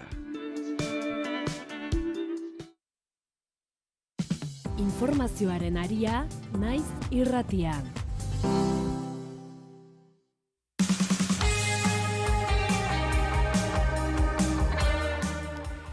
Amarrako 25 gutxi pasata, aurrera egin beharra dugu, eta lehenik eta behin, aipamen txiki bat egingo diogu elkarrizketari. Maria Luisa, zuzenean, zuk ederki asko ezagutzen duzu Jesus Eguren, ezagutzen zenuen bere gaztaroa? Bueno, bai, zertxo bait, berarekin hitz egin da, eta beste gunean, orain dela 2 aste, aurkeztuzun liburua lehendabiziko aldiz Mario Naindia Fundazioan Zarautzen, eta han egon nintzen, eta bueno, oso lasaldi polita izan zen, ze bere familiko batzuk zeudenan ere, Zarauz, bueno, Aizarna inguruan dago, eta jende asko zegoen Aizarnakoa, eta bueno, oso polita izan zen. Egia esan, zuk esan duzu momentu honetan, ez? Batzutan baserriko bizitza, gaur egun pentsatzen da, idealizatu eginda eta oso bukolikoa, baina garai hartan zenbat baserritan oso bizitza gogorra. Ni ataungoa naiz eta kaletarra, baina ezagutzen dut pixkat baserriko bizitza gare, hori, pixkat beranduago, baina benetan gogorra eta zeuden baserri batzuk oraindik argi gabe, ur korrenteri gabe, eta bueno, gogorra, bizitza oso gogorra. Xabi eta Olaia niri bentzak grazia indidana da ere baita ere PSeko eta PSOEren alderak eta hori, Xabi, ez dakit zuri nola eragin dizuenek? Bueno, kuriosa iruditu zait, ezta. Nik, badakizuen ez, alderdi komunistako kidea naiz bai, eta, klaro, garai horretako hainbat kamara ditut oraindik ere, eta, horrelako ikuspegia ez dute izan, eta gainera nik uste dut bere garaian Jesusek berak bandera rojako kideekin harremana izate hori, hain zuzen ere, bere garaian alderdiaren barruan zeuden eztabaida ideologiko sakonen zeinu baino ez direla, ezta? Bandera rojakoak ziren maoistak, txinatarrak esaten zitzaienak, ezta? Eta atentzia deitu dit bebai, eta garrantzitsua iruditu egin zait, nolabait abertzaletasunaren inguruko hausnarketa, ezta? Nola bakoitzak aberria edo bere jatorria era ezberdin batean ulertu egiten dau, naiz eta oso zurrunki lotuta egun. Azkenean mundu guztiaren nortasunaren barruan dago bere aberria, baina bera ulertzeko era ezberdinak dagozela. Eta identitateak azkenean monolitikoak ez direla erakusten dau. Berak ere, esaten zuen, ezta, sozialismoak kosmopolitanismoa zala, eta, bueno, beste era batean esan da ere, sozialismoa klase nortasuna zan, eta aberria, nolabait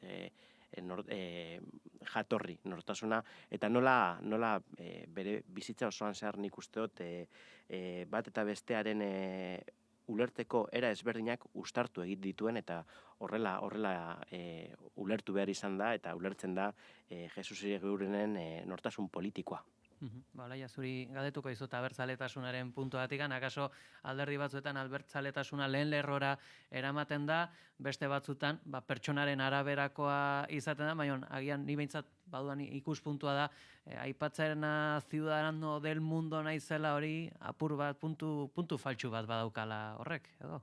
Bai, niri iruditzen zait kontzeptu hori ciudadano del mundo, eta, bueno, pixkat abstraktua dela, eta gero ez dela aterrizatzen, errealitate zehatz batean. Baina egia da, abertzaletasuna bizitzeko era desberdina daudela, eta nire ustez amankomunean dagoen ezaugarria abertzaletasun guztien artean dela herriaren alde lan egitarena, eta hori bai Jesusek egin du bere ibilbide politikoan, eta ere berak azaldu du, eta seguraski liburuan jasoa egongo da. Nire ustez interesgarria da egin duen ariketa, alde batetik individualki, bera izan da figura politiko esanguratxo bat Euskal Herriko politika gintzan, azkeneko hamarkadetan, eta bakegintzan ere hor, aitortu behar da berak egin zuen lana, aitortua izan da gizartearen aldetik, esate baterako 2013an jaso zuen Gernikako bakearen aldeko saria, Arnaldo Otegirekin batera egindako lan horrengatik, baina gero ere uste ariketa sozial interesgarria dela liburua, hain zuzen ere jakiteko nola zen baserri baten bizitza duela 70 urte,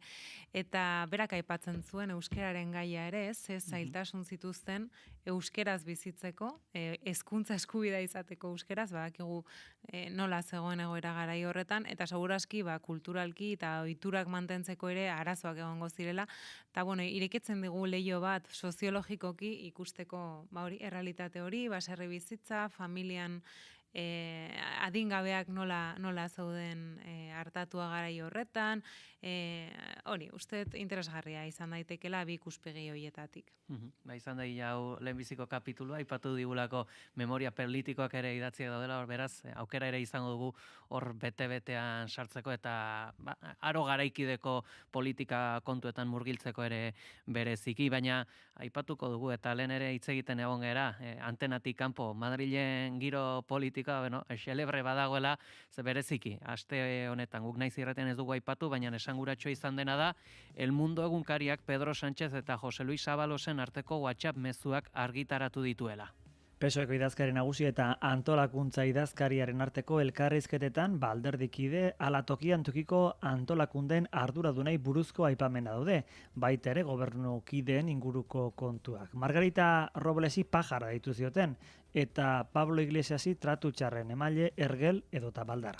Elkarrizketak argitaratu izan gaitzetsi du Sánchezek berak kongresuan. ¿Qué escandalera montaron ustedes con una filtración absolutamente inexistente? ¿Y cómo se regodean con una filtración esta sí, que es un delito? Ustedes lo que pretenden es ganar por agotamiento, pero ya le digo yo que van a perder en 2027 por aburrimiento. Por aburrimiento, señoría. Es que llevan 7 años.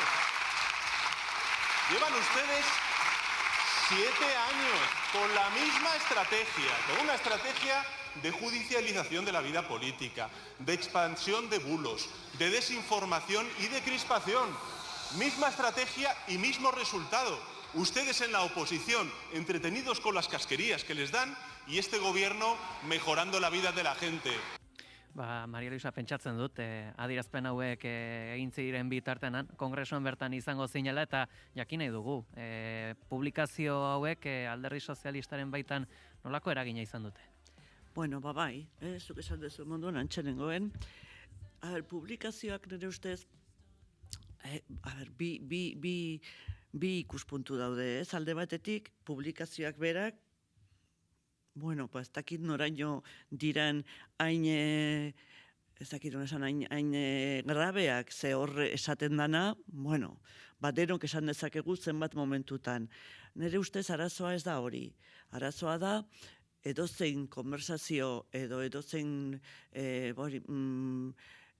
fazeta zure bizitza pribatuan ematen dana, airean atera daitekeela edozein momentuan. Eta hori oso grabea da. Hori gainera delito bat izan daiteke. Berez, hor, nik ulertzen dut periodisten lana da, hori beraien esku dagoenean ateratzea, batzuk ez dut atera, beste batzuk bai, hori ulertu dezakegu periodisten lana dela, baina bestalde, hau ikusi behar da, nundik atera dan, eta ze helburuarekin, ez? Ez dakit, beste asteetan, hainbeste gauza gertatu dira azken bolara honetan, ia astelenero zerbait gertatzen da, hau niri pertsonalki ez zait iruditu grabeena. Beste gauza batzuk askoz grabeagoak gertatu izan dira tamalez. Baina bai kontuan hartu behar da, hau bizitza pribatuaren inbasio bat dela eta hori argitu behar dela. Aipatu duzu galdera garrantzitsua, nondik atera dau, baduzu susmorik? Nik ez dauka susmorik egia esan. Ez dakit, edo hau sekretuan mantendu behar zutenen eskutik, hor filtrazioren bat egon da, edo, abalosek esan du bera ez dela izan, baizik, bera bazekiela eta baiet esan zula. Orduan, auskalo, baina hor den ustez, ikertu egin behar da, ze gauza hauek ezin dira gertatu. Hor, distantziatik pentsatzen dut, erresago biziko zela, hau olaia, zuek nola ikusi izan duzue, aste honetan Madrilen gertatu den WhatsApp mezu hauen hauzia. Distantziatik edo ez, azkenean, bai kongresuan eta senatuan gaudenok ikusten dugu, bertako bizitza politikoa gaur egun, zoritxarrez, zirku ikuskizun batean bihurtu dela, ez? Edo hainbat telebista kateetako programa arroxa horietako batean, ez? Ja, astero gaude pentsatzen, aber ze gertatuko den aste honetan, ze argitaratuko den medio desberdinetan, eta azkenean, nertzako mingarriena da, joku honetan baliabide publiko asko erabiltzen direla, batez ere nire kasuan senatuan alderdi popularraren maioria absolutuaren aurrean, ikusten dugu astero nola erabiltzen den instituzio hau, instituzio honetako aurrekontua, hau da, diru publiko hori, horrelako kulebroiak elikatzeko, sortzeko ikerketa batzorde batzuk, ez dutenak ezertarako balio, eta gainera elikatzen dutenak horrelako saltsa hau, ez bakarrik WhatsApp mezu hauekin, ez, ari naiz beste batzuekin ere, batez ere Espainiko presidentea erasotzeko, edo gobernua erasotzeko, eta gure ustez oposizio lan politikoa, benetakoa, hori egin behar dena eta zilegia dena, ez da egiten ari, ez? Esanaet, guk ulertzen dugu oposizioa egitea dela, hiri ereduen edo gizarte ereduen, eredu industriala, energetikoa, zaintza ereduaren arteko eztabaida bat ematea, proposamenak egitea, eta hor noski desadostasunak egongo dira, nola ez?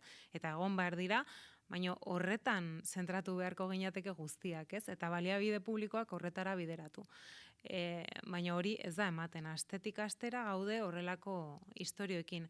Eta gero, oso larria iruditzen zait, intimidadearen galera hori, lehen ere, komentatzen genuen gure artean, uste oso larria dela gauza pertsonal hauek, ateratzea esparru publikora, ulertu dezakegu, judizialki balioa duten mezuak eta bar, noski, agian bai jarri behar direla justiziaren eskutan, baina ez da kasua, eta arriskutsua da, ze denak balio du gaur egun, denak balio du alor publikoan, politika gintzan, eta kazetaritzaren aldetik ere usteet, ardura falta badagoela batzuen aldetik, ez?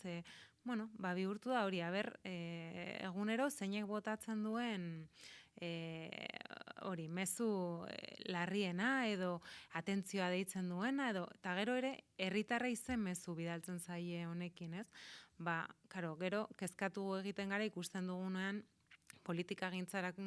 politikarekiko dagoen desafekzioa, ez, herritarren aldetik, eta karo, eske, elikatzen ari den bola bada. Eta ni gehiago nago, aste honetan Uruguaira begira, maila horretako politikagintzari, ez, eta usteet, esan duan bezala, liskarrak egongo dira, debateak egongo dira, egon behar dira, oposizioa egon behar da, baina izan dezagun, mesez, ardura maila bat, errespetu maila bat, eta gure herriaren alde lehen hitz egiten genuen, ez? Abertzaletasunaz, bakoitza bere esparrutik eta bere ideologiatik, baina goazen lan egitea gizartearen alde eta proiektu baten alde, ze bestela, astetik astera gaude instituzio horietan denbora galtzen eta saiatzen proiektu batzuk ateratzen, akordioak bilatzen, baina askotan sentsazioa da, denbora galdera bat dela, ez? Burura etorri zaidana da, ere bai Pedro Sánchezek izan zuela, 5 eguneko eten hori, hausnartzeko pixkat, une horretan gertatu zirenen bueltan, eta Xabi ezakit, badirudiak aso oraindikan neurriak hartu gabe daudela? Neurriak hartu gabe, eta, azkenean markoa ere ez da aldatu. Atzo uste dut izan zala, entzun neban Jesus Villegas epailea. Jesus Villegas epailea ez daukat inolako afinidade ideologikorik berarekin, eta, de hecho, kontrako ideologian dabilen programa baterean deitu zuten, nolabait filtrazio hauen inguruan bere iritzia emateko, eta batez ere, azkenean aire Europaren auzi horren inguruan, eta agertu ziren hainbat mezuren inguruan bere iritzia emateko. Eta Jesus Villegas berak, eta epaia izan da, bere lotza sentitu zuen. Azken batean, ez dalako bakarrik presidentak esan moduan kaskeria edo norbanakoaren intimidadearen inbazioa. Baizik eta baita ere, botere judizialaren eta estatuko beste eragileren, esaterako ukoren, sinesmen galera, zilegitasun galera, prestigio galera. Azken batean, horrelako kontuak filtratzea delitua izan daiteke, eta kontu oso grabea da demokrazia batean. Hortaz, ez da bakarrik nire ustetan giro politikoa arrotu egin dela, eta demokraziaren oinarria eta botere banaketa eta oinarrizko prozeduren zilegitasuna eta errespetua apurtzen ari dira batzuk. Eta hori onartezina da. Horre, neurriak ere aipatzen genituen hain justu, kongresuan bertan neurriak aurreikusi dituztelako, Madrileko giro aztoratu horretan, kongresuko prentsa aretoan aste honetan zalaparta handia izan delako. Bertrand Endogo, propagandista faxistak, Zumarreko Veronika Barberoren prentsaurrekoa zapuztu zuen. Está genial que de vez en cuando te pases por aquí porque no lo sueles hacer muy habitualmente porque te interesa muy poco lo que ocurre en esta sala. Pero hay una cosa que se llama respeto y no le he dado la palabra. Quiero escuchar a los periodistas que quieren hacerme preguntas, así que les ruego que se callen. Miren, para mí es un ruido de fondo, ¿eh? Hor lertu zen prentsa horrekoa, zarata asko, kazetariak ere prentsa aretoa utzi zuten, ondorengo prentsa horrekotan ezen kazetaririk egon, zakite, lehen aipatzen zenun olaia zirku ikuskizun eta hemen paliazoa dakagu. Ez dakit, zuke ikusten duzu senatu inguna eta bitokiles eta friki hauek? Noizbait ikusi ditugu inguruan, eta baina, ia esan guretzako ez diegu jaramonik egiten, baino bai, gertatu zaizkigu horrelako gauzak, ez? Gure kongresuko bozeramaileak Mertxe Aizpuruak izan zuen ere horrelako pasarte bat, kazetari honekin, eta, horri publikoki ere atera ziren irain batzuk eta entzun behar izan zituen, eta, nik hausnartuko nuke ere kasu honetan, honek duen ere genero kutsua, ez? Askotan ere ikusten dugu nola horrelako pasartea gertatzen diren batez ere, emakumezkoa garen bozeramaiekin eta horretaz ere hitz egin beharko genuke neurriak hartzerako orduan. Zeharo, zuke komentatu duzu, mertxeri gertatu zitzaiola, orain dela egun batzuk gure bozeramailean Montse Mingezi ere gauza bera, eta Veronikari, gainera, bai Montse, bai Veronika lagunak ditut, Mertxe ere lankidea da, eta hala da, hemen badago kutsu bat, gizonezkoak ere iraintzen duten, baina emakumezkoak dira diana bat. Nik garbi ikusten dut hori ere. Eta personaje hauek, bai, kongresuan daude, denbora guztian mailan dago, erreglamentuaren, arautegiaren aldaketa, pixkate kontrolatzeko gehiago akreditazioak eta holako gauzak, ez? Pseudomedioak edo akreditatzeko azken funtsean, hor, bai, politikariek jasatzen dute, baina batez ere kazetariek jasatzen dute tipo hauek. Zuk komentatzen duzu Madrilgo giro astoratua. Nik esango nuke giroa batzuk astoratzen dutela. Berez, esan den moduan, gehienok saiatzen gea aurrera eramaten gauzak, lana egiten, eta gainera lortzen da. Adibidez, askotan esaten da gobernu honen ahultasuna eta galtzen ditula bozketak, 1.100 piko bozketak egon dira kongresuan, eta gobernuak ia 1.000 irabazi ditu, hau da, talde sozialistak ia 1.000 irabazi ditu. Fokoan nun jartzen da, olako ezakit, txorakeritan, olako gauzetan, eta benetan importantea dena ez da ikusten, ez? Legealdia aurrera dijoala, eta gauzak egiten ari direla, eta aurrera dijoan nahian, hauek nire ustez, gehiago astoratzen dira, eta gehiago astoratzen nahi dute giroa, ez? Ni horrela ikusten dut. Baina agian puntu garrantzitsu bat aurrekontuak ez daude? Aurrekontuak ez daude, denok dakigu hori. Nik, saiatzen ari da, datorren urteako aurrekontuak egoteko, baina aurrekontuak ez daude leku askotan. Hori beste kapitulo bat izango litzateke. Xabi, galdetoko dizut zuri ere, ea nola erantzun behar ote den halako jazoerei, eta bada pertsona bat, Gabriel Rufián diputatuak berak esaten du, erantzun behar dela zentzu ironiko batekin, horrela hauek gerturatzen diren, horrela desaktibatzen dituzulako. Gero aipatuko dugun, Maria Luisa nahi badin baduzu, Patxi López, normalean asko berotzen da, gehiegi berotzen ez dela ez esatearren. Eta baina, Xabi, jakin nahi dugu ere, zure proposamena edo nola ikusten dituzun aukera ezberdin hauek? Bueno, Gabriel Rufianen estrategia nahiko azkarra da, eta gainera berak badaki hori egiten, ze jakin behar dabe, bai, era ironiko batean eta batean erantzuten, ez da. Baina egia da, pixkate lehen komentetu egin dana, ez da. Orain arteko estrategia beti horrelako agitatzaileak zen erutako ez direz. Gainean ikuste eta hau endongo bera ez dela kazetaria. Ikasketetaz dinot, agitadore utza da. Eta egia da, orain arte, eta Veronika Barberok hasiera batean, isiltasunez erantzun nahi ziola. Kontua da, horrelako estrategiekin, gehiago astoratzen direla. Eta nik gogoratu behar dut, orain dela gitxi, tipo honek, Unai Sordo Komisiones Obreraseko idazkari orokorra, agreditzekotan egon zala.